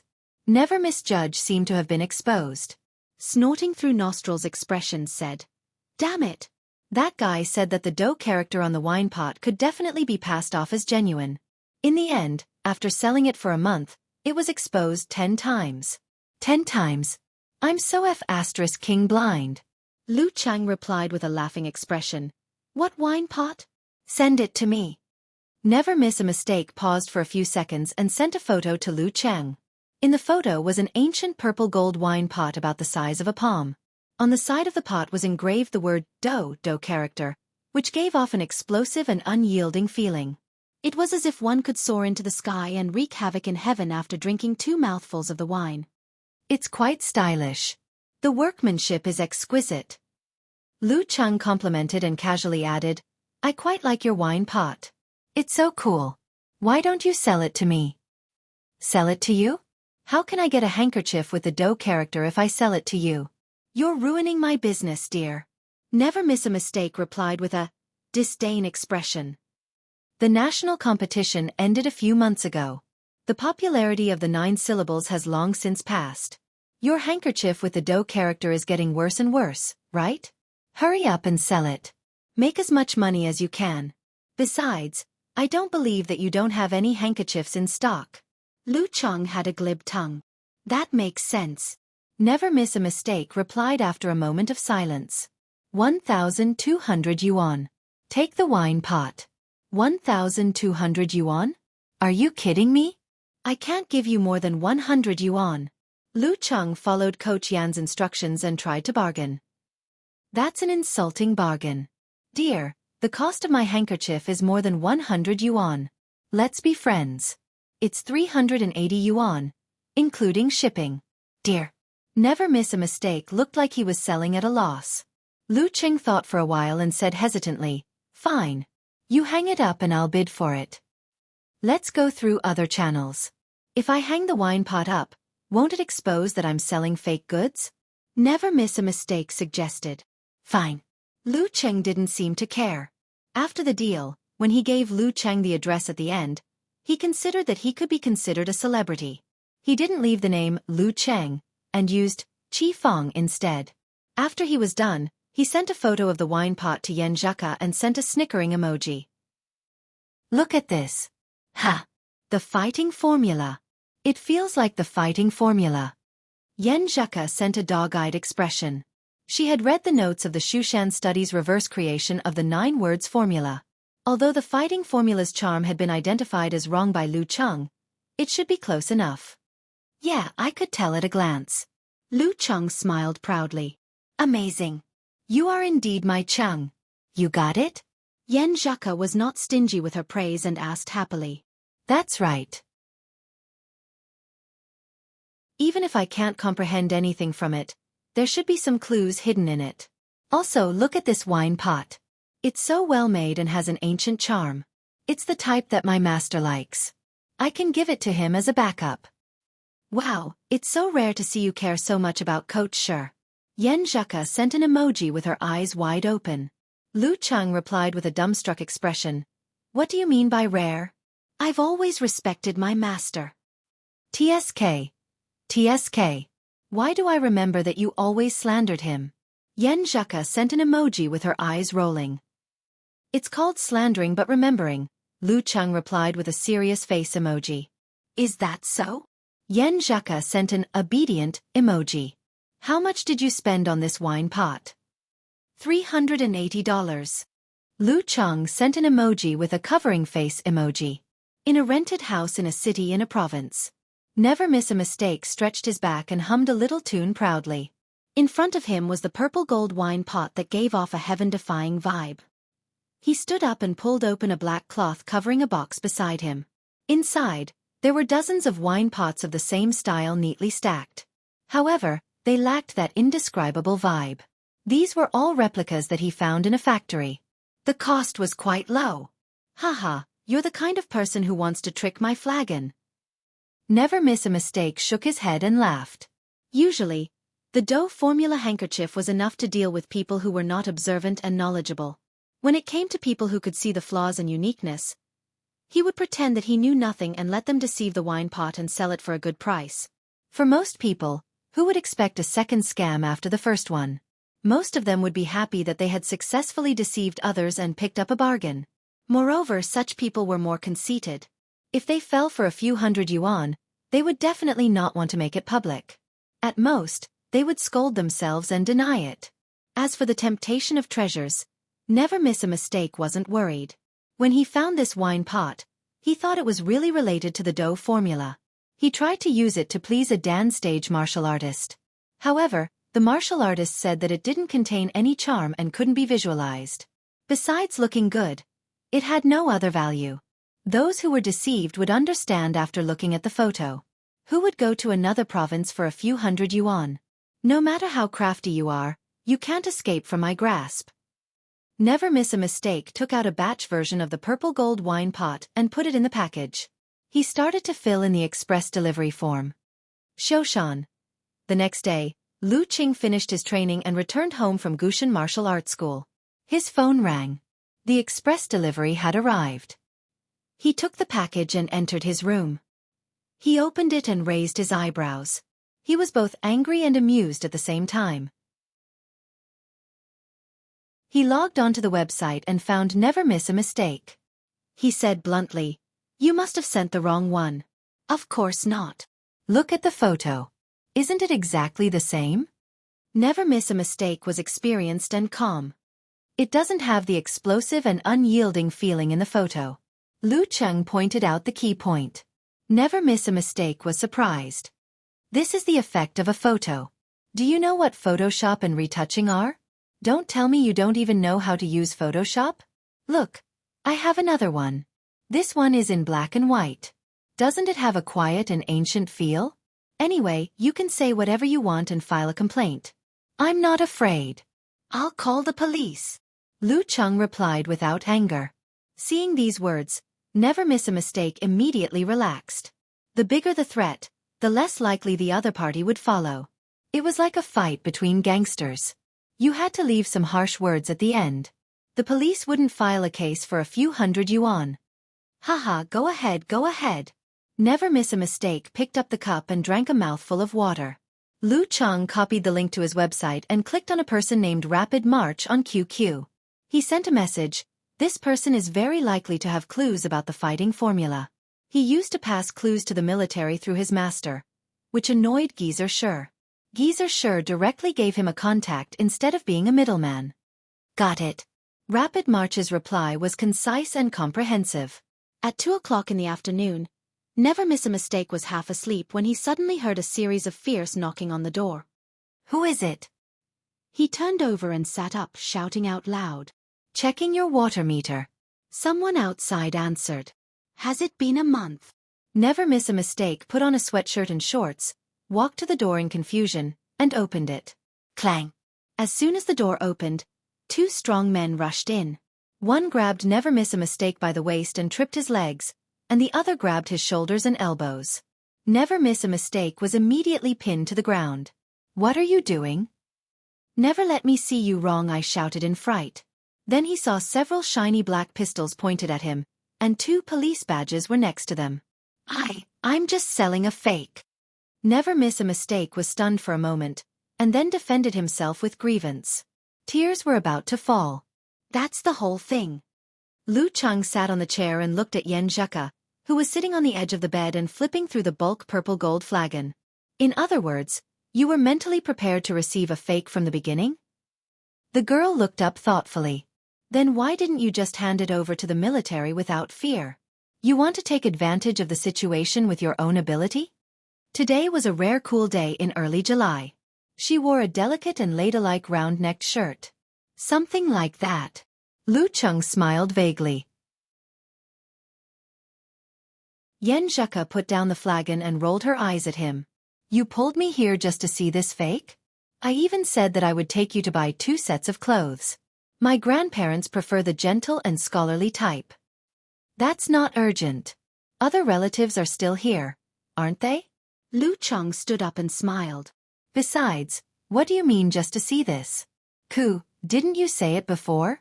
It doesn't matter what 2 people see together. What matters is the feeling of being together. While speaking, he walked to the door, closed it with a click, and locked it from the inside. Yan Zheka blinked her clear eyes, and didn't realize what was going on for a moment.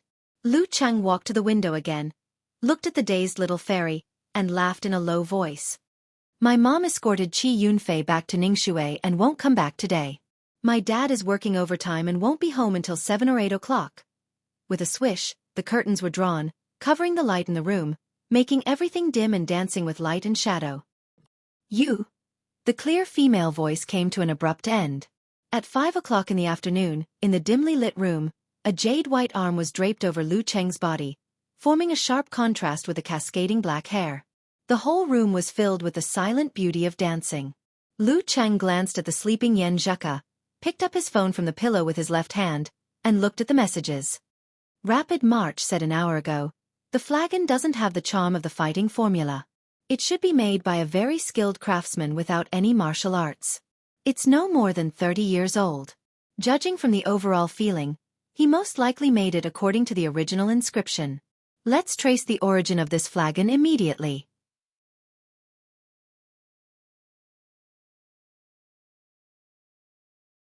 Chapter 437. At 5:30 p.m. Yan Zheke woke up from her nap and put on Lu Cheng's t-shirt and shorts. She went to the bathroom to take a shower and then went back to her room to change into her own clothes. It's all your fault. She pointed at the crumpled round neck shirt on her body and looked at Lu Cheng reproachfully. Hurry up and get the iron. Otherwise, how could she meet people and go home? My iron broke 2 days ago. Lu Cheng paused for a moment and then smiled. But it doesn't matter. Watch me. What? Yan Zheke stared blankly at her husband with a confused expression. Lu Cheng smiled and reached out his right hand, which was covered with a layer of white frost. Then the frost melted and the steam rose. He held the girl's clothes with his left hand and put his right hand down slowly. All the abnormal wrinkles and distortions were smoothed out. Yan Zheke's eyes gradually showed a look of realization. She couldn't help but praise, Cheng, your supernatural ability is getting more and more practical. You even developed this function. It's mainly because I can better control my supernatural ability of ice and fire after sensing my root pulp. Lu Cheng answered humbly. It's all thanks to you, Coach Yan. Recently, he had been reading more about cultivation. He often joked with Yan Zheke about the changes in his mentality, mood, and will after becoming a real man and getting married. He called it double cultivation success. Yan Zheke pursed her lips and turned her head, smiling. Then she looked back at Lu Cheng suspiciously. Why do I feel like you have another meaning when you praise me like this? Humph, so you don't care about the fake goods because you want to trick me? No. At first, I just didn't want to trouble the military, even though they are also collecting the 9 words formula. Later on, I received a fake and thought it was pretty funny, so I wanted to share it with you and let you have a look. Now that I've taken a look at it, I feel like I have a lot of free time and can do something. Lu Cheng chuckled and explained, we haven't been intimate for many days. What if I'm not very willing to do it today? Yan Zheke played with her long hair and narrowed her eyes. Lu Cheng smiled and spread his hands. Then we can browse the forums and Weibo and talk about interesting topics. We can go out and buy some clothes at 4 or 5 o'clock. We have a lot of things to do together. Hindsight. Yan Zheke raised her chin slightly, and the corners of her eyes were slightly raised. She stood up and walked to the door. Suddenly, she glanced at Lu Cheng, annoyed and amused. Look at you, why did you lock the door? You made yourself look like a bad guy. Aren't I guarding against accidents? What if my mom didn't stay at my aunt's house today? What if my dad got off work early and opened my door to see if I was in? Wouldn't that be super awkward? If it wasn't for the absolute reaction caused by the danger, I wouldn't have the mood to pay attention to the situation outside and listen for the sound of footsteps or keys. Lu Cheng said with a smile. But you found the door locked from the inside. Isn't that embarrassing? Yan Zheke tilted her head in confusion. Think about it. In other people's eyes, we are already a couple who have met each other's parents. It's normal for us to lock the door and make out occasionally. It would be weird if we didn't. Anyway, they don't know to what extent. Lu Cheng reached out and helped her tidy up a few strands of messy hair behind her head. You seem to have a lot of experience. Yan Zheke looked at Lu Cheng up and down with her sparkling eyes. Haha, it's all from other people's experience and lessons on the internet. You have to be good at learning. Lu Cheng chuckled. Well, Little Ming's embarrassing anecdotes. 2 days later, the military still hadn't found out the origin of the wine pot. Lu Cheng put on the gold-rimmed glasses he bought for the refined style, changed into matching clothes, and carried the gifts. Together with Yan Zheke, he entered the villa community by the backwater lake and walked to the Yan's house. Compared to last summer when he sneaked in with fear, this time he was so open and aboveboard. Later, just answer whatever Grandpa and Grandma ask you. Don't talk about other things. They have been head teachers for many years.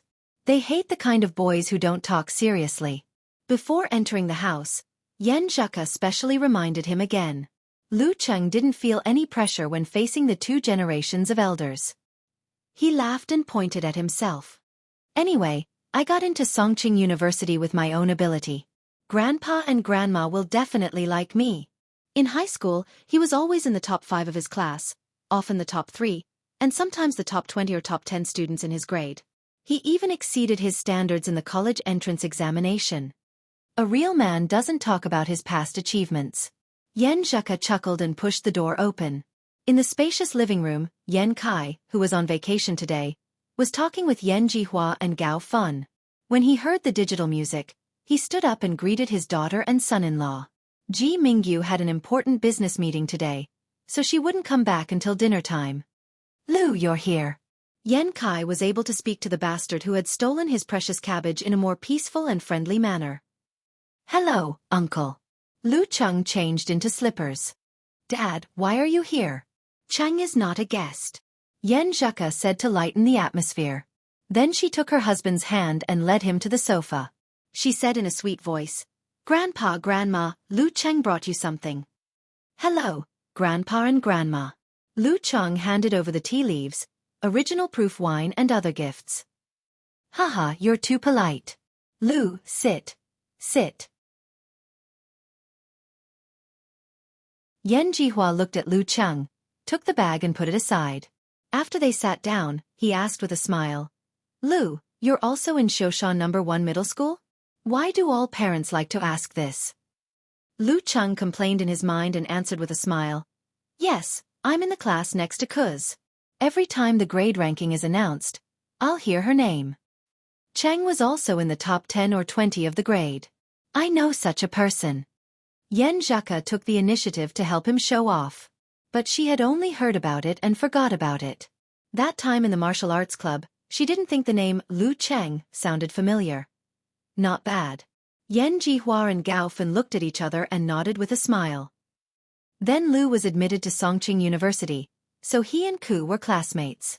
Yan Kai added. In fact, this was something that Yan Zheka had mentioned in private. But in order to have something to talk about and not be so awkward, the elders started to talk about it. Yan Jihua was very scholarly. Hearing this, he asked with confusion and curiosity. Then Xiao Lu, why did you decide to switch to martial arts? It was a coincidence. After I found out that Ko had signed up for the martial arts club, I signed up on impulse. After a few times, I started to feel that I have some talent and I can't waste it like this. Lu Cheng told them the truth, even telling them that he had joined the martial arts club to pursue someone's granddaughter. He didn't need to mention this in front of his parents, but in front of the Yan family, they would feel his sincerity and importance to Ku. I didn't know that. Yan Kai laughed with mixed feelings. Yan Jihua laughed heartily and joked, Lu, you're scheming, aren't you? The topic was opened and the family started to talk about the couple's past. Yan Zheka blushed from time to time. Lu, Ku is going to study abroad. I heard from her that you plan to go there often and have martial arts exchanges? Gao Fun was concerned about the most practical issue. Yes, I'll try to fly there once a month and stay for a week or two. Lu Cheng said. Yan Jihua nodded thoughtfully. I need to hire a special chef for you. Young people nowadays don't know how to cook. You'll get tired of foreign dishes after a few times. I know a little.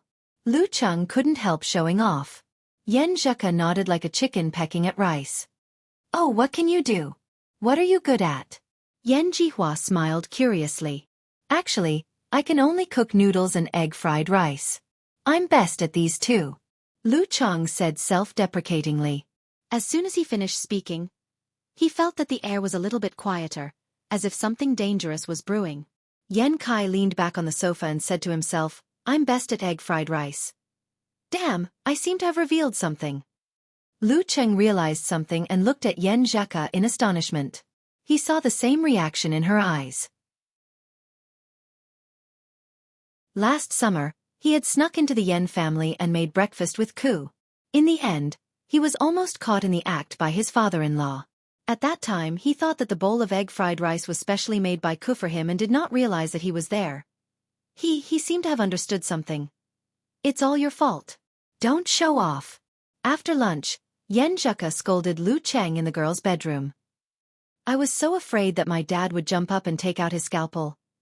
I totally forgot about that. Lu Cheng wiped the non-existent cold sweat. You can't get carried away. At this moment, there was a knock on the door. Yan Kai said loudly, "Lu, I brought you some fruits." "Thank you, uncle." Lu Cheng walked over and opened the door, only to see his father-in-law holding a plate of neatly cut fruits. Neatly cut. After meeting Yan Zheka's grandparents, the couple lived life as usual. Sometimes Lu Cheng would go to Yan's house for dinner, sometimes Yan Zheka would go to Lu's house for a visit, sometimes they would go shopping and date, sometimes they would be alone. Soon, it was July 14th. The military was said to have found the whereabouts of the wine pot. At noon, Lu Cheng packed his luggage and walked out of his room. "You little rascal. You've improved. You know how to bring Zheka on a trip." Xiaofan nodded with satisfaction. "Mom, don't underestimate your son." Lu Cheng shook his head and walked to the door. Destination: Huaqing. The battle between the Dragon King and the warrior sage.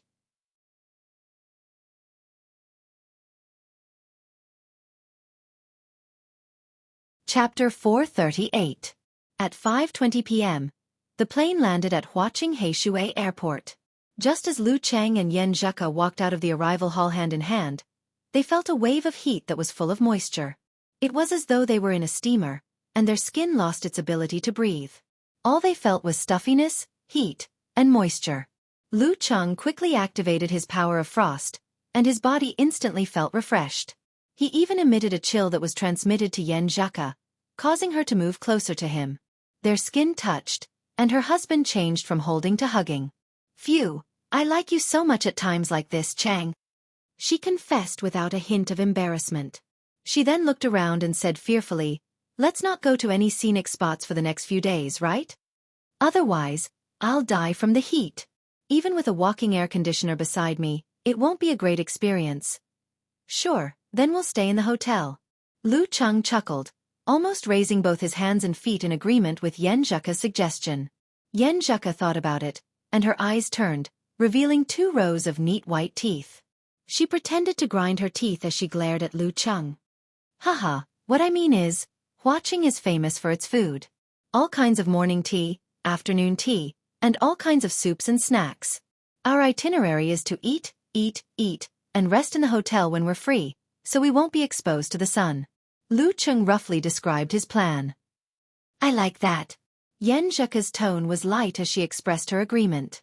As they spoke, they hailed a cab and arrived at the Tianyue hotel that Lu Cheng had booked.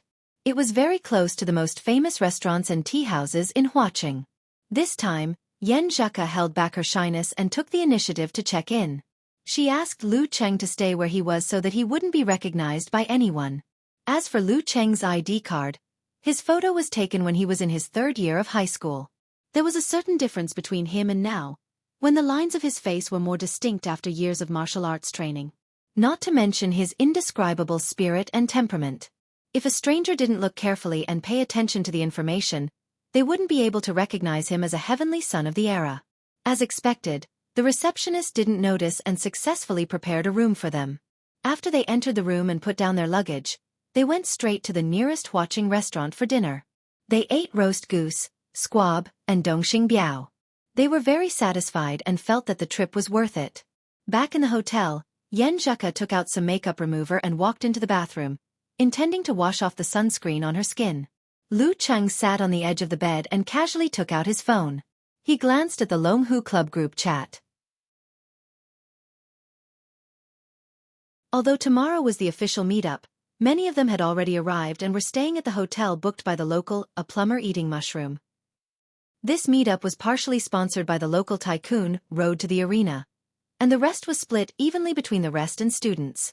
Swish, swish, swish. Messages appeared one after another, giving Lu Cheng a fright. "Damn, they're so chatty," he muttered under his breath. After scrolling up for a long time, he finally saw the situation of the first few forum members when they first met. At that time, Wonton Seller posted a group photo and said, "La la la, I'm here to recognize you." There were a total of 5 forum members in this group photo.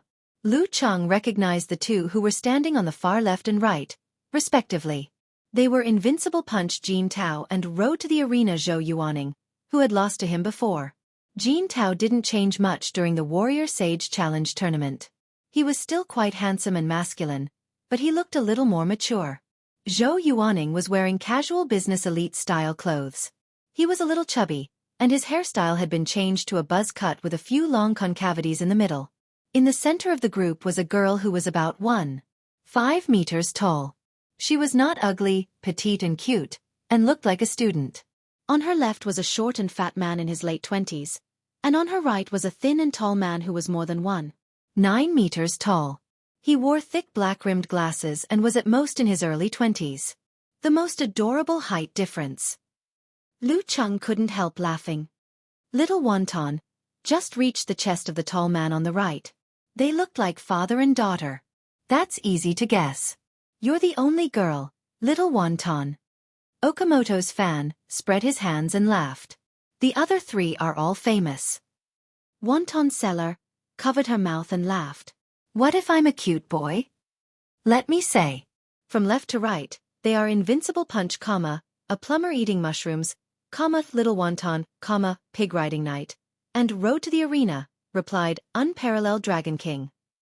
You guessed it so quickly. You don't feel any sense of achievement. Smash table. Come, let me introduce you again. The one on the far left is our handsome little fist. He got his professional 9th pin certificate in October last year. He's been working hard to become a Dan Stage Mighty One before graduation so that he can step into the professional martial arts circle. Thank you for helping me brag, little Wonton. I still have a year before graduation. It's not that easy to reach the Dan stage. Invincible Punch, Jean Tao sent a cupping hands emoji.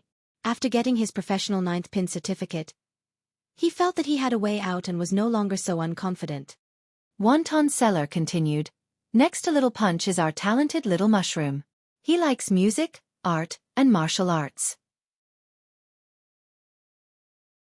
We were all stunned just now. Little Mushroom. Can you not call him that disgusting? Mushroom is ugly, fat, short, and cheap. He doesn't deserve to be called cute. Okamoto's fan and a plumber eating mushrooms were good friends who mocked each other every day. F***CK. I'll F***CKU. A plumber eating mushrooms sent a despising emoji. Come lie down. If you can get down, I'll admit defeat. Okamoto's fan was still as cool as ever. I lost. A plumber eating mushrooms squatted in the corner and drew circles. I've decided. When little AI arrives tomorrow, you and little mushroom will live in the same room. Wonton Seller sent an emoji of a rolling snow-white meatball. Little AI. I also lost. Okamoto's fan silently retreated. Wonton Seller sent an emoji hiding in the shadows. I won't introduce the one in the middle. Little Pig Riding is so tall, I can only look up at him. He's one more class away from entering the Beep Association, and he even manages the forum. Do you admire him? Also, I'll tell you a secret. He took Little Sky home. Are you jealous? Above the sky was a girl with a bit of a rock vibe. This, embezzlement, using official authority for personal gain. Okamoto's fan sent a string of words. Big Boss is so amazing. He had originally intended to send the emoji using official authority for personal gain, but felt that it was too much of a joke, so he silently deleted it. Okamoto, I was actually prepared to kick you out of the group just now. Fortunately, you didn't say anything too outrageous. Pig Riding Night raised an emoji of an emoji. There's no need to introduce Little Arena. He's the real big boss in our group. Thank you for your hospitality. First bow, second bow. Wonton Seller sent a red face emoji. He lost his martial arts, but gained the whole world. Haha, he's just an errand boy for his family, so he has some spare cash. Road to the Arena loved to show off, and his style remained the same for decades. Lu Cheng watched with a smile and scrolled down. He saw that, above the sky and sea blue, had arrived one after another. The former had straight hair, a thin face, and looked decent. She wore the same black-rimmed glasses as Pig Riding Night, and didn't show that she liked rock music. Sea Blue was a little over 160 centimeters, round, cute features, and lively personality. She quickly got along well with everyone. They were all fourth-year students. More and more people gathered, and the group became more and more lively. Those who went were streaming and criticizing each other, while those who didn't went were watching and making fun of each other. Lu Cheng scrolled down quickly with his thumb and saw that unparalleled Dragon King of the Sea Turtles had joined the group about 10 minutes ago. He was tall and fat, wearing a black t-shirt, and obviously gave off the feeling of an otaku. Watching you silently. Lu Cheng scrolled to the end and sent a message, saying that he was also participating in this activity. Tiger, I look down on guys like you who don't come on holidays. A plumber eating mushrooms sent a despising emoji. Yeah, little tiger, we're going to have a meal together later. We'll send you pictures of delicious food. Wonton seller echoed with a smile. Road to the arena asked in confusion. Tiger, you're only a junior when school starts. If you don't take advantage of this opportunity to have fun, you won't have time to work later. I'll try to find a more free job. Lu Cheng made a joke. He had never revealed that he was a Songqing University student. A more free job usually doesn't pay much. Pig Riding Night joked with a smirk emoji. If you were a rich second generation like Master Road, just ignore me. Okay, let's stop chatting. We're leaving. Watching restaurant. Invincible Punch said. I hate you guys. I hate all of you. Brahmin, who didn't make it, grumbled in a flirtatious manner. At this moment, Yen Zheka walked out of the bathroom, fiddling with her hair. She glanced at Lu Cheng and asked in confusion, Cheng, what are you looking at? Aren't they meeting in person? I'm looking through the chat history of Longhu Forum. Lu Cheng answered with a smile. Let me see. Yen Zheka sat beside him curiously and took the phone. Lu Cheng hugged her and moved his head closer. He introduced her and breathed in the girl's fragrance. Little Wonton is about the same height as Xiaoling. Yen Zheka pointed at the photo and laughed. Little Wonton is a little taller. She's standing beside Pig Riding Night and unparalleled Dragon King, just like a victim kidnapped by criminals. The contrast between height and temperament is so obvious. It's so funny. Well, if Yen Xiaoling stands there, the effect will be the same. Lu Cheng teased his two fans and felt that he couldn't get enough of his wife's fragrance. Yen Zheka was about to say something when she felt the hand around her waist tighten and the breath beside her ear become hotter. Her body stiffened at first and then softened. She glared at Lu Cheng weakly and looked to the side. First shower. Lu Cheng jumped up and dashed to the bathroom. On July 15th, the two followed the plan. They woke up in the morning to train and enjoy breakfast before returning to the hotel to rest. Lu Cheng didn't have time to think of any bad ideas before Yen Zheka urged him to start practicing his oral English to lay the foundation for his upcoming trip to America. They laughed and learned until after dinner. Only then did the girl allow him to do what he wanted. It was a romantic moment. On July 16th, after morning training and breakfast, they set off for Wuxia near Huaqing. This was the home ground of Longhu Club. When the car entered the mountain road, Yen Zheka, who was enjoying the scenery, suddenly pulled Lu Cheng and pointed to a bus outside. Cheng, Little Wonton and the rest. Lu Cheng glanced sideways and saw that the bus that the sedan had just passed was filled with members of the Longhu Club Forum who had come for a meetup.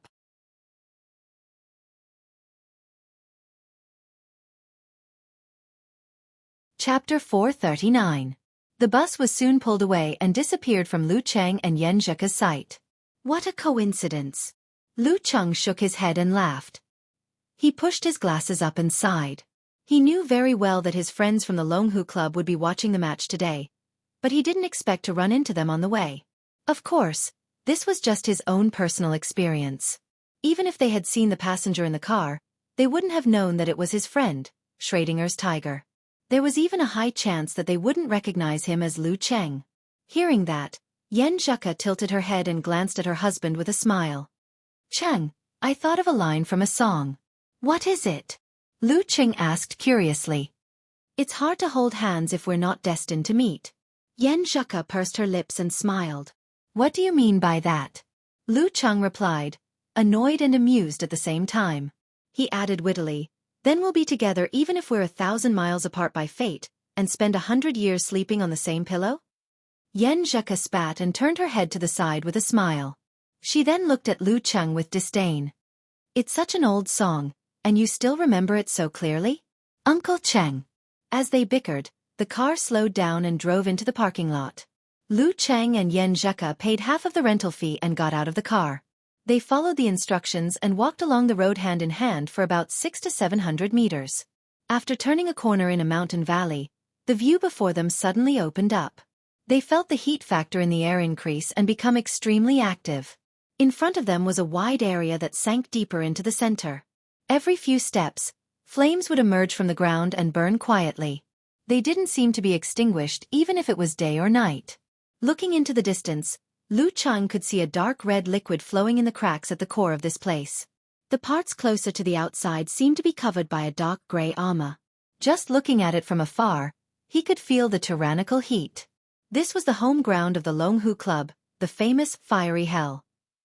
Around this area, which was the size of 2 or 3 football fields, there were many semi-enclosed transparent corridors. The corridors were either high or low, divided into several rows, or partitioned into private rooms. These were the stands in the usual sense.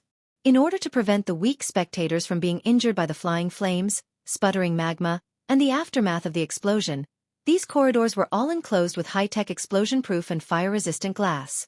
There was also a sound channel.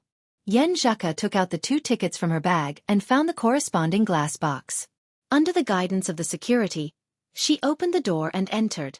There was a sofa, a coffee table, and 3 big screens showing the fiery hell from different angles.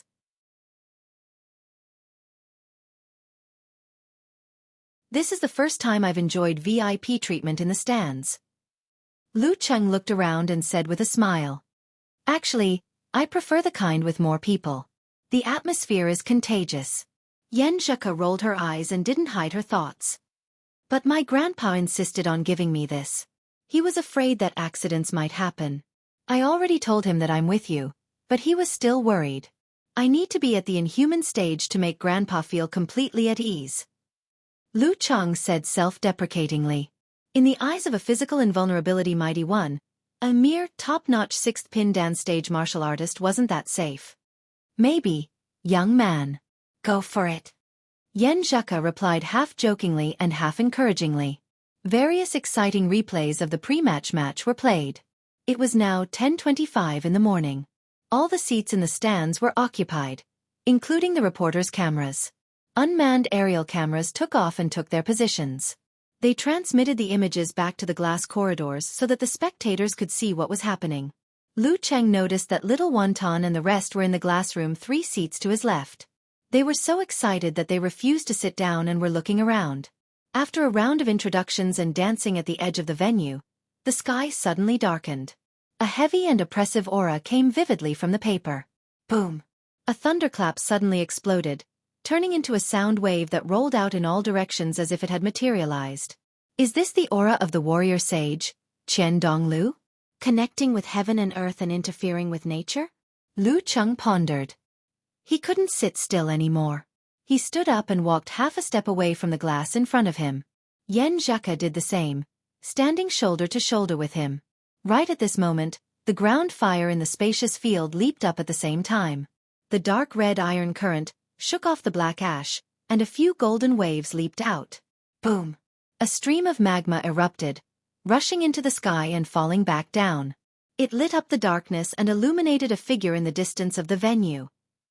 He wore a navy blue martial arts suit with dragons and tigers embroidered on it. He was tall and straight, with handsome features, sword-like eyebrows, and starry eyes. His short hair stood up, giving him a wild and untamed look. It was hard to tell from his appearance that he was a man in his early 30s. Thump, thump, thump. With every step he took, the ground trembled. The flames leaped up again and again, and the magma spurted out again and again. There was no call. Everyone, including Lu Cheng, shouted a well-known name in unison and let it reverberate in the mountains. Dragon King! Dragon King! Chen Qitao! Amidst such an atmosphere, the sky darkened once more. It was as if dark clouds were converging, and it pressed down on the spectators to the point that their hearts were uneasy.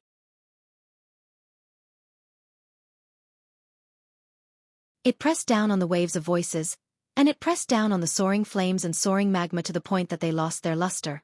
From the other side, A man dressed strangely walked out slowly. His white robe resembled a martial arts suit, but it was also a Taoist robe.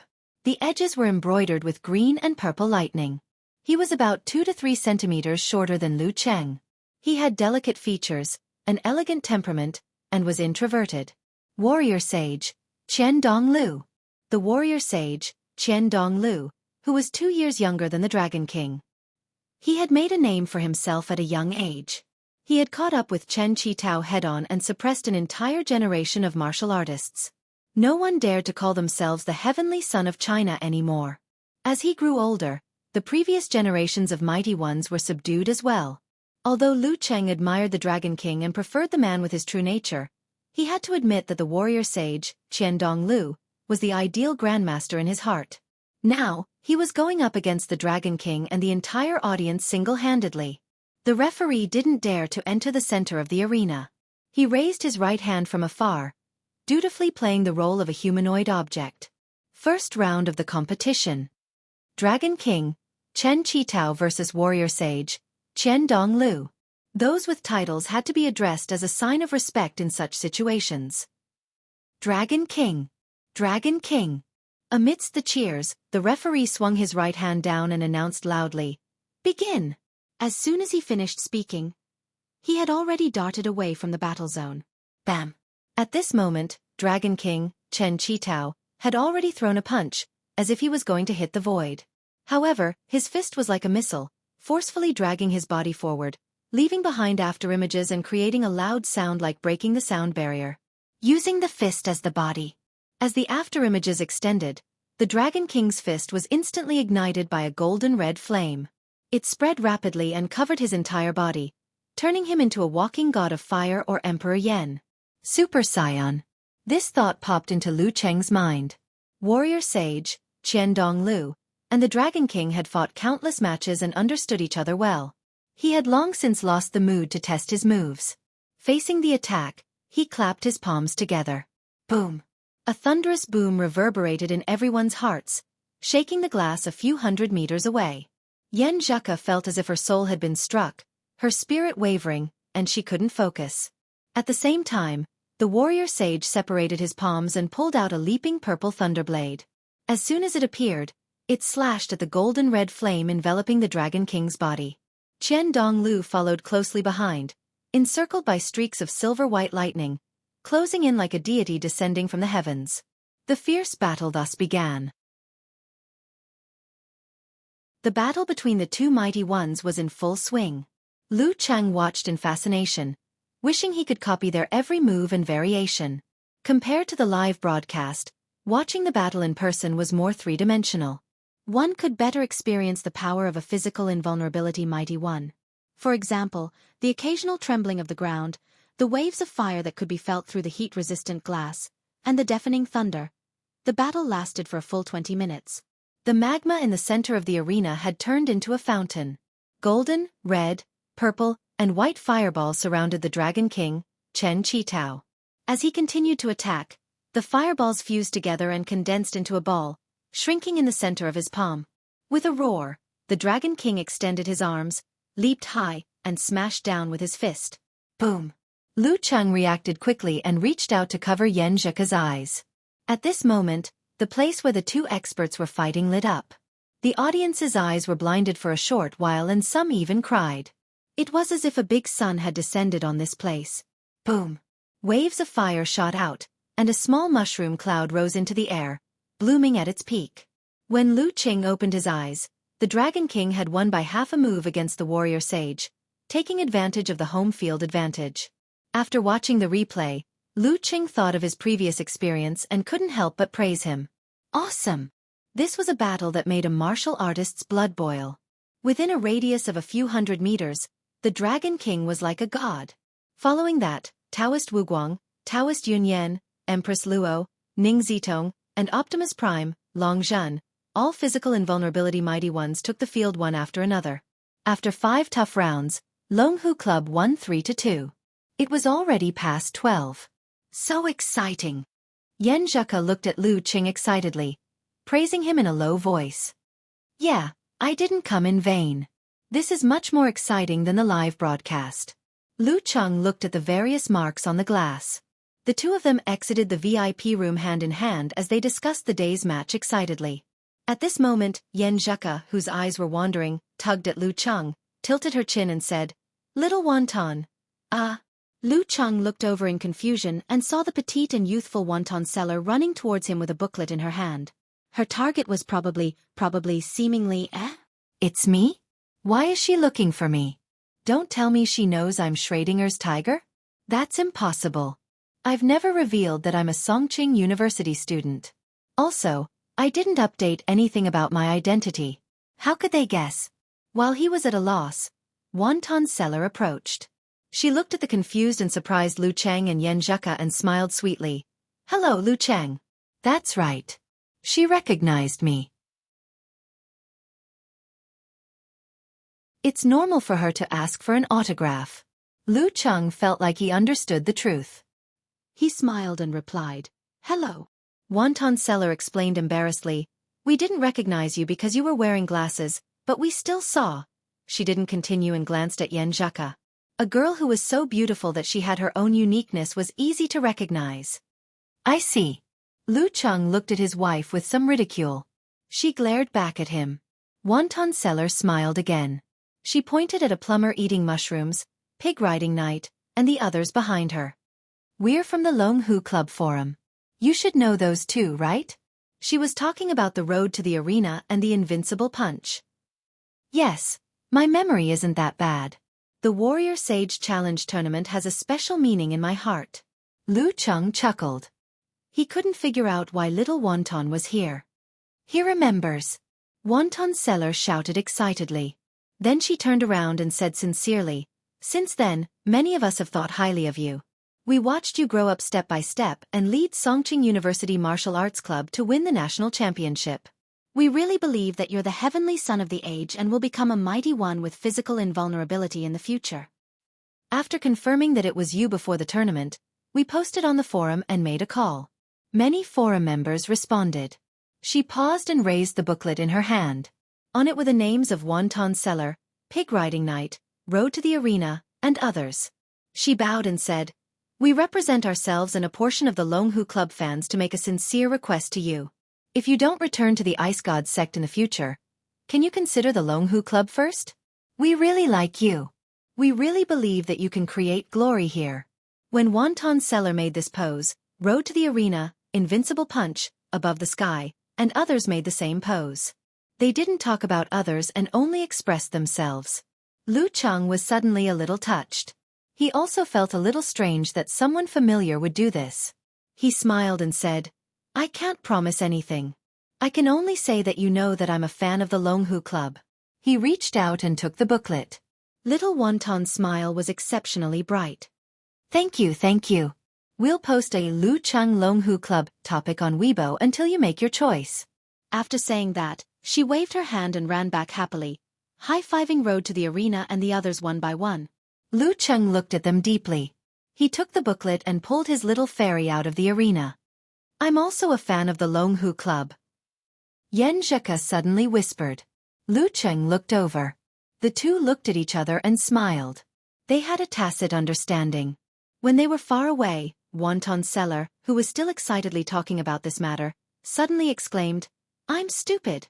I forgot to ask for his autograph. I forgot to ask Lu Cheng if he has an account in our forum." After lunch, they went back to the hotel. Yen Zheka went into the bathroom and removed the sunscreen on her face, neck, arms, and legs.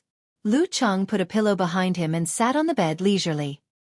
He was browsing the Long Hu Club group, and beside him were petitions sent by members of the forum such as, Wonton Seller. "Haha, little dragon is so considerate. He took a picture of Lu Cheng and me." Wonton Seller was showing off at this moment. The so-called group photo was taken when she was explaining the whole story to Lu Cheng. Therefore, only the back of her ponytail could be seen in the photo. However, the girl didn't mind. She even said happily, "No need for beauty treatments. I hate you." Brahman, who had heard about her encounter with Lu Cheng in the group chat, said with a crying emoji. Wonton Seller looked at her weakly. "I wanted to get an autograph for you, but I was too nervous." I forgot about everything except for business. We're done. Brahmin covered her ears and shook her head. What position does broken friendship mean? Okamoto's fan interrupted. He was a completely different person in real life. According to Wonton Seller, he was shy and didn't talk much. I hate you guys. Brahmin repeated. Then she ate, the unparalleled Dragon King. Little dragon, what's my idol's level? How can I tell? Even a mighty one with physical invulnerability can't judge the level of a dance stage expert just by looking at his appearance. Unparalleled Dragon King spread his hands and said, but it's been less than 3 months since the national competition ended. At most, he's pushed his physical fitness and martial arts to the level of a top 6th pin. Does that mean Bai Xiaoxing has a higher chance of winning? Road to the Arena asked with interest. There's still more than 5 months. Lu Cheng has awakened his supernatural ability. There's still some hope for him to reach the inhuman stage before the end of the year. Unparalleled Dragon King answered. I'm a little worried. If Bai Xiaoxing wins, my idol will be very unhappy. Brahmin couldn't join the group because her parents were watching her. She could only show her presence in the group. Sigh, what's there to worry about? The year before last January, I wasn't that far behind Lu Cheng. Today, I haven't even touched the threshold of the dance stage, but he's already trying to reach the inhuman stage. Even if he doesn't make it at the end of the year and suffers some ridicule, he can still complete the transformation next year and fight back against those who slander him. Invincible Punch sighed with emotion. Let's not talk about this anymore. When you enter university, you'll be able to see Lu Cheng represent our Longhu Club. Wonton Seller encouraged her with what she thought was the best speed of improvement. When the time comes, you'll come to Huaqing. As she continued, she sighed and said, I always thought that I was mentally strong, but I thought that Lu Cheng might be a fan of our Longhu Club, so I planned to ask him if he had an account in the forum. If he didn't, I would ask him to register one. If he registers, I'll give him the title of Jar Grass. Invincible Punch said with a silly smile. Little fan. I'm sorry I couldn't get his signature. Wonton Seller was talking to herself and didn't care about the others' responses. Little Wonton, don't be sad. These tasks can be passed to Little Nightfall. She's already in the Songqing University Martial Arts Club. Brahmin comforted her good friend. Yeah, and Lu Cheng's signature is worthless. His handwriting is too ugly. Lu Cheng couldn't help but come out and make fun of himself. Wonton Seller and Brahmin replied almost at the same time. We just like it. That's called character. Haha, Tiger, don't reason with girls at this time. Pig Riding Knight laughed. I posted Lu Cheng's response in the forum. Everyone is very enthusiastic. Shangqing has Pang Leyun in the future, Kong Tong has Ran Li, and Daxing Temple has Ji Hai and Shan. We need Lu Cheng too. I wonder when he'll reach the inhuman stage, and if he still has the potential to reach the physical invulnerability stage. A plumber eating mushrooms said worriedly. A good seedling may not grow into a big tree. The phrase "the future belongs to you" is often poisonous. While Lu Cheng was chatting, Yan Zheka walked out of the bathroom wearing the slippers provided by the hotel. She glanced at the petition book and smiled. Don't you think it's quite complicated? Yeah, I'm embarrassed to say that I'm Schrodinger's tiger. Lu Cheng replied with a sigh. After a few words about this matter, Yan Zheka sat on the edge of the bed with one leg curled up and the other hanging down. She browsed Weibo and the news and shouted with great interest, Cheng, come and take a look. Dragon King is so handsome and stylish in this picture. Lu Cheng moved closer and found that this was the picture of Dragon King after he used his killer move. Golden red flames danced, and his muscles showed the most perfect proportion. He was full of strength. Yeah. He agreed with a compliment. And this one. Dragon King looks so young, and he's very stylish. Yan Zheka read out the compliments of Dragon King in the news from time to time. Lu Cheng listened to his little fairy's narration, and suddenly felt a little uncomfortable. He didn't think much of his wife's worship of Dragon King, and instead thought that they had something in common. However, after watching the live battle, he suddenly realized that Dragon King was only 12 or 13 years older than him. He was much more handsome than him, and his martial arts were much better than his. Moreover, he might join Longhu Club in the future. They wouldn't be in two different worlds and would cross paths. Lu Qing felt depressed and slowly fell silent. Girls are usually more sensitive. While sharing, Yan Zheka suddenly raised her head and looked at Lu Cheng in confusion. She blinked twice and said, "Cheng, what's wrong?" "Nothing." Lu Cheng held his phone and pretended to browse the forum. Yan Zheka pursed her lips and looked at him suspiciously. Recalling the situation just now, the corners of her mouth suddenly curled up and her dimples showed. She whispered in surprise and joy, "Cheng, are you jealous?" "Of course not," Lu Cheng subconsciously retorted. Yan Zheka changed her position and knelt beside him. She looked at his face with a smile and said to herself, "I just admire the Dragon King's spirit of never admitting defeat. As an idol, his ego, flamboyance, and fussiness are all very cute and adorable.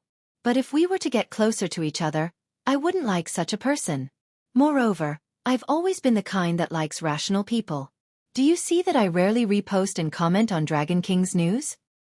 I'm not jealous." Lu Cheng unconsciously smiled and denied with a little embarrassment. Yan Zheka pursed her lips and laughed secretly. She raised 3 fingers on her right hand and said wittily, "I swear, I won't worship Dragon King so much in the future. I swear, I only have one favorite idol, and that is sky-shaking roar Brother Chang." Lu Cheng burst into laughter and denied again, "I'm really not jealous. Is it worth it for me to be jealous over such a thing?" Yan Zheka's beautiful eyes sparkled. She covered her mouth and laughed. "Chang, you're so cute when you're jealous." Before she could finish her words, she was pushed onto the bed by the angry Lu Cheng. Wash! Oh, wash! In the midst of the intermittent sound, the girl's slippers fell off, and her delicate toes curled and stretched from time to time. For the next day and a half, their arrangements were adjusted. Breakfast, lunch, afternoon tea, dinner, and supper were the same 5 meals a day. However, the time they spent practicing their oral English was much shorter. On the 18th of July, Lu Cheng, who was full of satisfaction, held his luggage and waited for her to come out of the bathroom. He was ready to check out and go home. A few minutes later, Yan Zheka opened the door and walked out. Her face was a little pale. She pursed her lips and said, "I'm on my period." "I know. I've already made you some ginger tea with brown sugar. Come, let me rub it for you." Lu Cheng shook the thermos cup in his hand. Yan Zheka bit her lower lip. She seemed to be in a bad mood. She couldn't help but whisper, "What do you know? You don't know anything." "Ah." Lu Cheng looked at Yan Zheka blankly. He didn't understand why she suddenly lost her temper. At this time, Yan Zheka came back to her senses. She forced a smile and said, "Cheng, I was in a bad mood just now. I didn't mean to scold you." "I understand."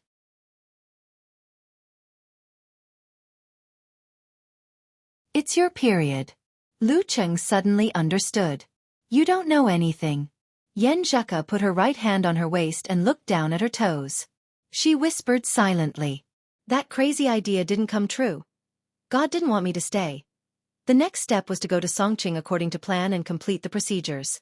They would say goodbye at the beginning of August.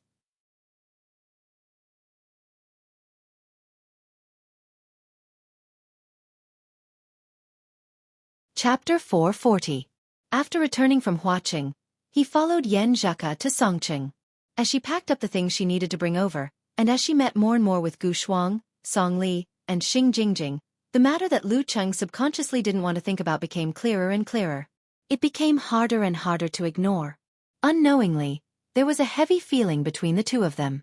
Even if they had countermeasures and were full of confidence, unknown encounters and foreign relationships still made them feel a little fearful and uncertain. Moreover, one of them was only 20 years old and the other was 19 years old. In this mood, Lu Cheng and Yan Zheka especially missed the time they had now. They took every opportunity to spend time together, greedily seeking each other, and used the pleasure of the body to relieve the depression of the heart. Lu Jisheng and Qi Fang were happy to see them meet and spend time alone, while Yan Kai and Ji Mingyu turned a blind eye and didn't say anything.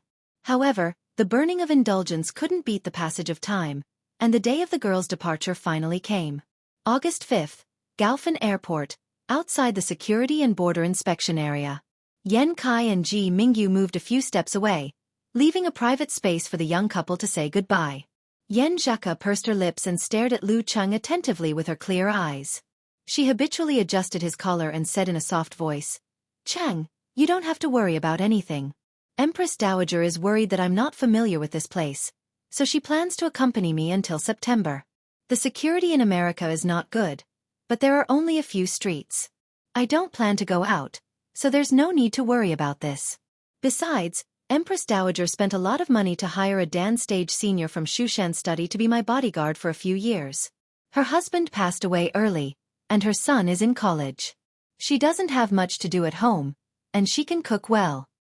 I'll come back during the 2 long holidays every year. You have to make time for me, okay? I promise. Lu Cheng tried to smile. After Yen Zheka finished talking about herself, she took a deep look at Lu Cheng. Her eyes suddenly became gentle and full of reluctance. You have to treat yourself better when I'm not here. Take Talker and the others out for a meal often and comfort yourself. Don't always eat in the cafeteria. Also, don't just wear whatever clothes you get every day. You have to think about how to match them. If you don't understand, ask me in advance, or ask Talker. You're a famous martial artist and a heavenly son of heaven, so you have to pay attention to your image. As she spoke, the rims of her eyes reddened, and she was momentarily unable to speak. Lu Cheng took a deep breath and answered in a deep voice. Okay, when the Empress Dowager decides when to return to China, I will book a ticket to come here.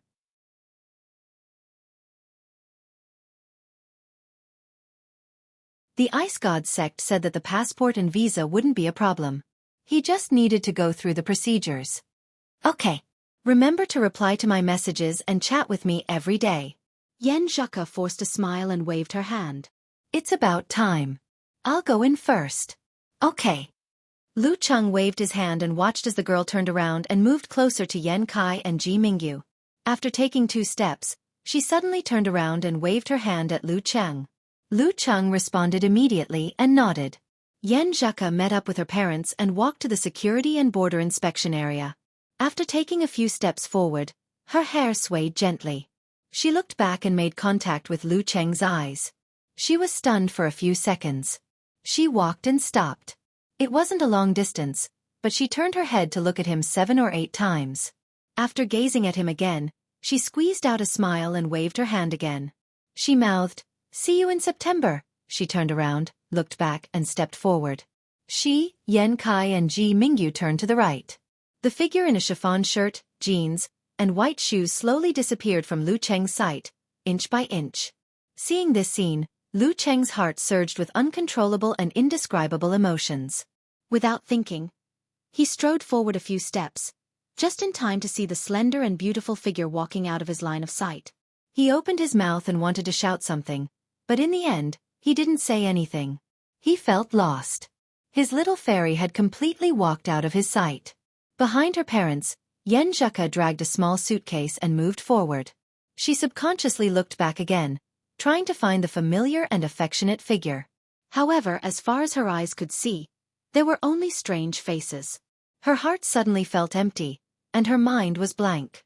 She suddenly turned around and ran back a few steps with her suitcase in hand. She was in a hurry to find something. Phew! Yen Kai's voice came into her ears and made her stop. She reluctantly looked at the invisible entrance, bit her lip, and returned to her parents' side with a pitiful look in her eyes. Yen Kai and Ji Mingyu looked at each other and sighed quietly. They didn't say anything. After the security check, Yen Zheka became silent on the way to the departure lounge of the first-class cabin. As she walked, she habitually reached out to the side, trying to pull or hold something. When she held it, she didn't feel the expected strength. Instead, she felt the same slender and cold as herself. She turned her head in surprise and saw that she was holding Empress Dowager's hand. She tried to hide something. She wanted to take advantage of the situation and put her other hand on Empress Dowager's hand. However, the weight in her hand clearly told her that there was a suitcase there. Yen Zheka was stunned. Her eyes suddenly became misty and quickly turned red. She turned her head and looked to the side.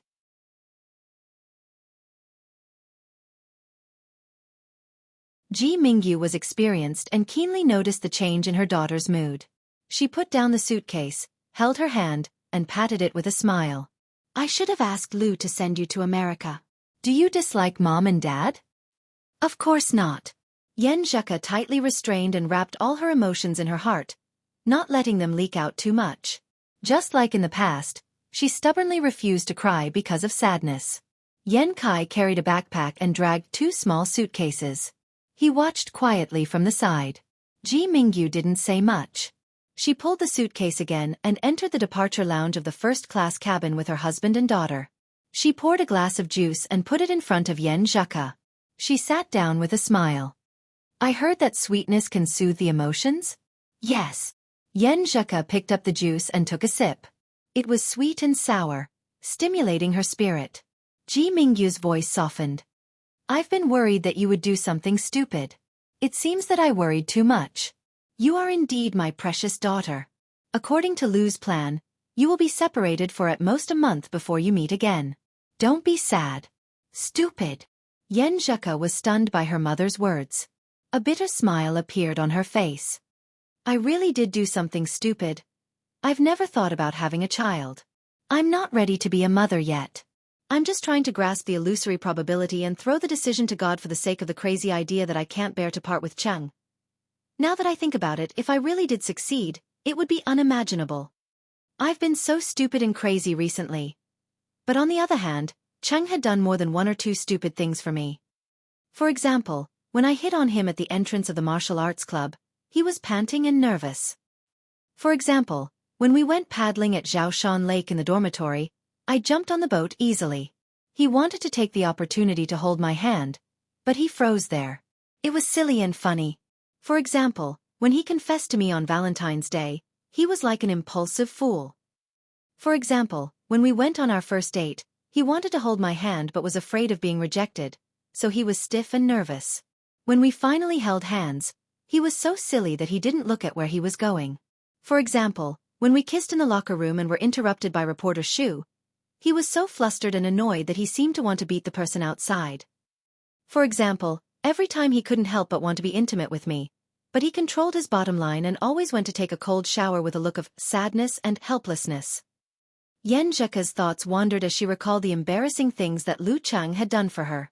Her lips curled up a little bit, feeling both happy and happy. But as the memories went deeper, the curve of her smile slowly froze.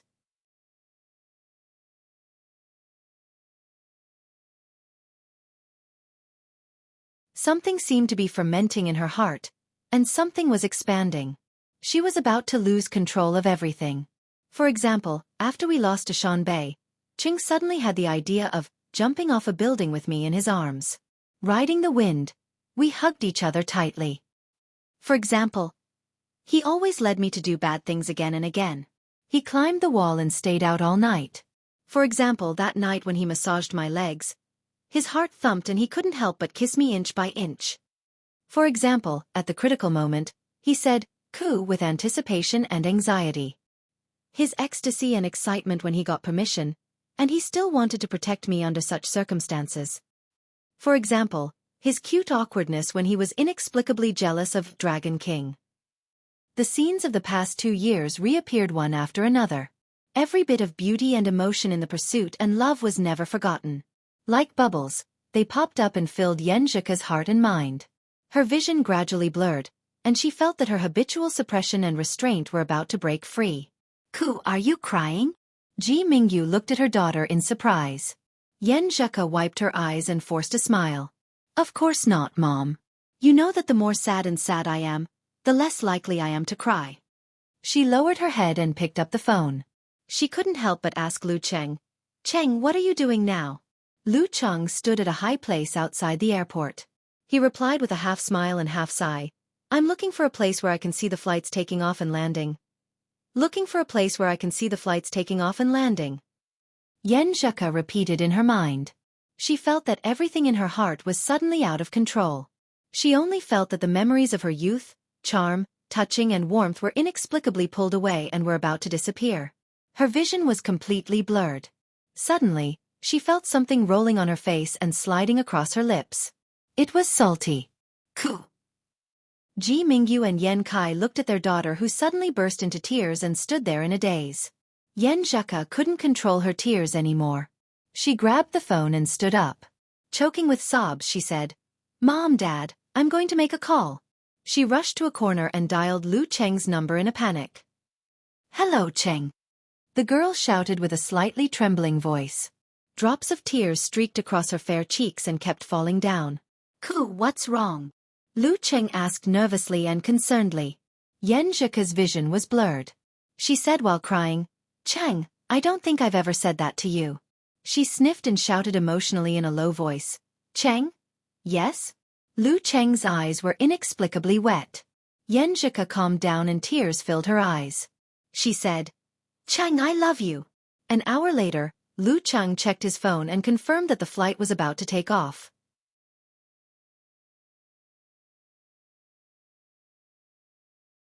He then raised his head and stared blankly at the airport. He saw a large passenger plane slowly, soaring into the sky and disappearing before his eyes. Seeing this, he only felt that his heart was empty. It was like the moon missing a corner and the sea at low tide. He couldn't make up for it no matter how hard he tried. He withdrew his gaze and walked down aimlessly. Suddenly, his phone rang. It was a call from Geezer Shi. Hello, master? Lu Cheng answered calmly. Geezer Shi laughed and said, Little Yen, have you taken off? Previously, it wasn't easy for me to order you around. You brat. There are clues about the origin of the Do word incantation wine pot. The military originally wanted to investigate it themselves, but this old man thought about it and decided to throw it to you to temper your overall ability.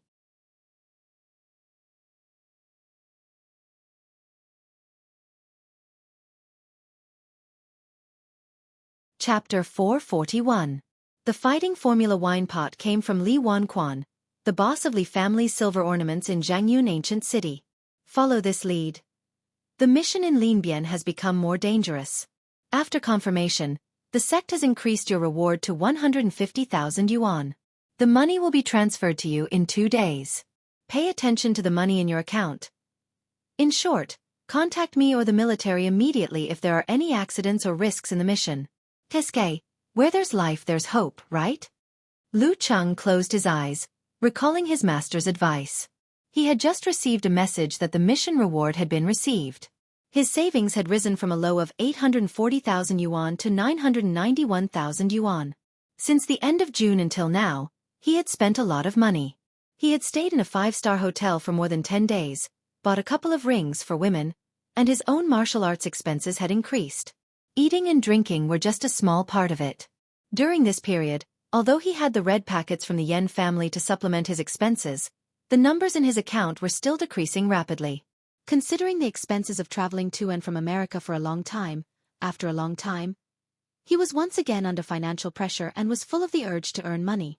And the 150,000 that the sect generously gave him was like a timely rain that moistened his wallet. Our next stop is Jishuan. The stop time is short. Please wait at the door. At this moment, the sound of the broadcast made Lu Cheng, who was too lazy to even play with his phone, stand up. He grabbed the backpack on the luggage rack with one hand, walked past the strange passengers next to him, entered the corridor, and lined up to the door at the right time. Wangyun ancient city was part of Jishuan city. It was a popular tourist destination in recent years.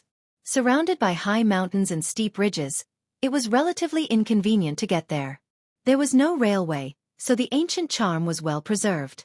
To get there, one had to go to Jishuan and other nearby places to take a bus or hire an unlicensed taxi. Lu Cheng didn't waste his energy. After exiting the station, he went straight to the bus center and bought the earliest long-distance bus. Less than 20 minutes later, he checked his ticket and got on the bus. Seeing that no one had pressed their seat number, he habitually found a seat at the back of the middle and left the one by the window empty. He sat down and turned his head. Seeing the empty seat beside him, he was stunned and seemed to settle down a little. He moved his body and sat by the window.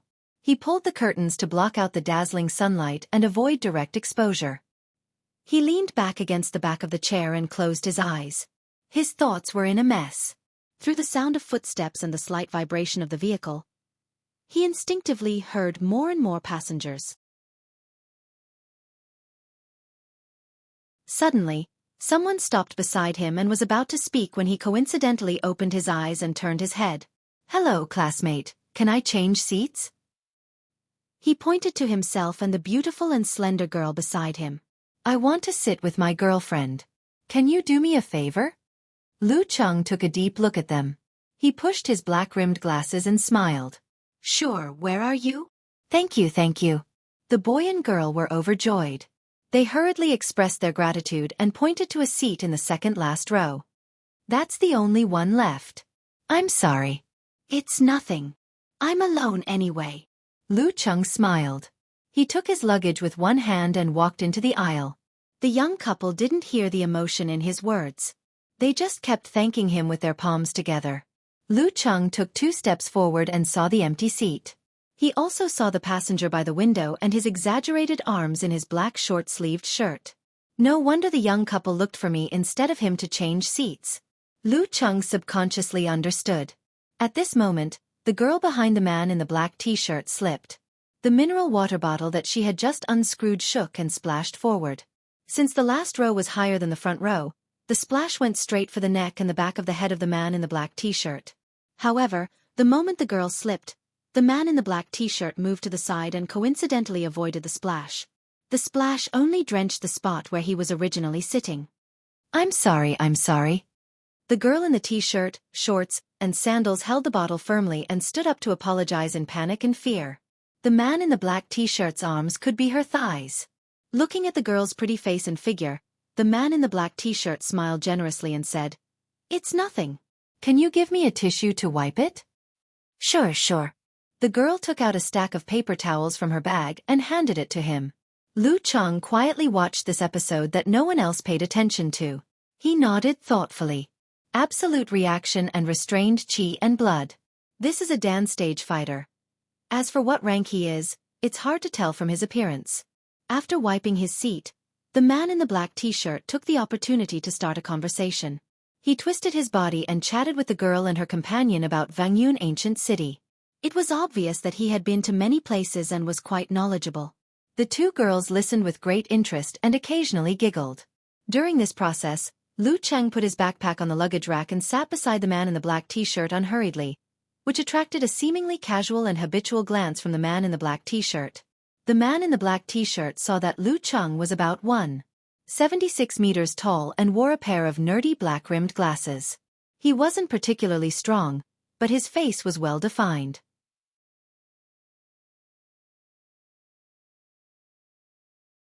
The man in the black t-shirt withdrew his gaze and continued to chat with the 2 girls in the back row. Lu Cheng also took the opportunity to look at him. He found that the man's skin was quite dark, and the corners of his eyes and mouth showed signs of hardships. His eyebrows were short and thick, which left a deep impression. Lu Cheng didn't look at him anymore.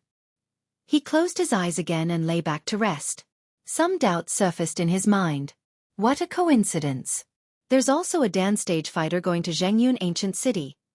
However, a dance stage fighter is also a person who knows how to travel. There's nothing strange about going to Zhengyun ancient city. 50 minutes later, the bus arrived at the entrance of Zhengyun ancient city under the scorching sun as the 2 girls became more familiar with each other and Lu Cheng looked at his phone from time to time. 2 sections of the old city wall were left here, which had a lot of local characteristics. After getting off the bus, Lu Cheng found a spot and took out his phone to take a few photos from different angles. Just as he was about to switch the page and send the photos, the 2 girls in the back row approached him and said with a pleading smile, Handsome, can you take a photo for us? Take a photo of the 2 of us first, then the 3 of us.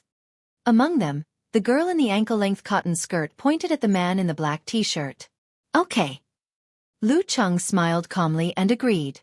This was a piece of cake for him. He took the digital camera from the girl in shorts and sandals and studied it for a while. Then he took 2 steps back and waited for them to pose. Thank you. The 2 girls shouted in unison. They took back the digital camera and lowered their heads to admire the previous photos. They also called the man in the black t-shirt over. Lu Cheng didn't stop. He walked to the entrance of the ancient city and sent the photos he just took to Yan Zhaka. We've arrived at Zhengyun. The environment is not bad. Then he sent a sneering emoji and said, Someone just asked me to take a photo for them. That's so arrogant. They're digging their own graves. Do you think my photos are good enough? After sending the message, he searched for the location of the Li family's silver ornaments. He walked straight and turned left at the 3rd intersection. He saw the vintage signboard. Lu Cheng didn't enter the store immediately. Instead, he looked around and entered the tea bar opposite. He ordered a cup of yuanyang tea with ice and sat by the door. He pretended to be casually observing the Li family's silver ornaments. You may know a person for a long time but not his heart. No matter what he asked from Li Wanquan, who he hadn't met yet, he didn't dare to fully believe that he was telling the truth. He didn't hide anything or take advantage of the situation to smuggle goods. And under the premise that Li Wanquan hadn't committed a crime, he had a bottom line in his heart.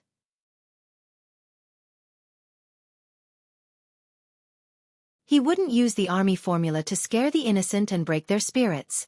He had to ask more, prepare more, and do more homework. After a while, Lu Cheng took a sip of ice and picked up his phone. He unlocked the screen to see if there was a reply and what it was. The screen lit up. The only thing in the dialog box was the photo and the message he had just sent. There was nothing else. Lu Cheng was silent for a moment. Then he remembered the time difference and felt an inexplicable emptiness in his heart. He shook his head and laughed at himself. After about 10 minutes, the two girls in the back row walked over. The man in the black t-shirt was no longer with them. Lu Cheng habitually checked his phone again. Then he slowly got up and went to the cashier to pay the bill. He lowered his voice and asked, "I think the silver ornament store opposite is pretty good. What do you think of the boss?" The cashier glanced at him warily. Seeing his sincere attitude, she answered vaguely, "He's pretty stingy and shameless." Her voice got softer and softer. If it weren't for Lu Cheng's excellent hearing, he wouldn't have heard the last two words. So he asked around.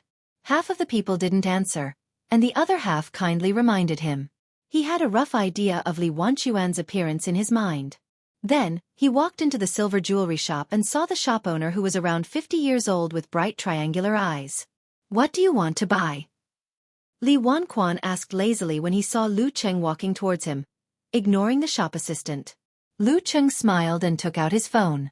He clicked on the photo of the flagon with the dough character on it and put it in front of Li Wanquan. "I heard this is from your store?" "Yeah." Li Wanquan perked up. His eyes lit up. "You want to buy it? There's more." "More?" Lu Cheng asked in surprise. Li Wanquan didn't answer. He trotted to another counter and pulled out a small box. Inside were several purple gold flagons with the word dough engraved on them. "Not this one. No, I don't have that feeling." "Do you understand? That feeling," Lu Cheng said carefully, not revealing too much. Li Wanquan's face darkened. "That's my dad's work. This is mine." "Is your dad still working on it?" Lu Cheng asked. "He passed away 10 years ago. He only made 3 flagons like this. I was tricked by someone for a few dozen yuan and couldn't get a good price." Li Wanquan curled his lips. 3. Lu Cheng's heart skipped a beat as he asked in astonishment. "It's not just the one in my master's hands. Doesn't that mean others can buy it too? That means the news could leak at any time?" Li Wanquan chuckled when he heard his question. "Do you still want to ask my father how he made this wine pot?" Lu Cheng stared at him with narrowed eyes. He didn't answer. "You foreigners are so dishonest. 2 groups of people came to ask about it a while ago." Li Wanquan didn't stop until he was shocked. He even made a gesture of counting money with his hand. You're tuning in to the Xiaofan's Wuxia Tales YouTube channel. Don't forget to subscribe and join us on this journey to catch the most captivating stories.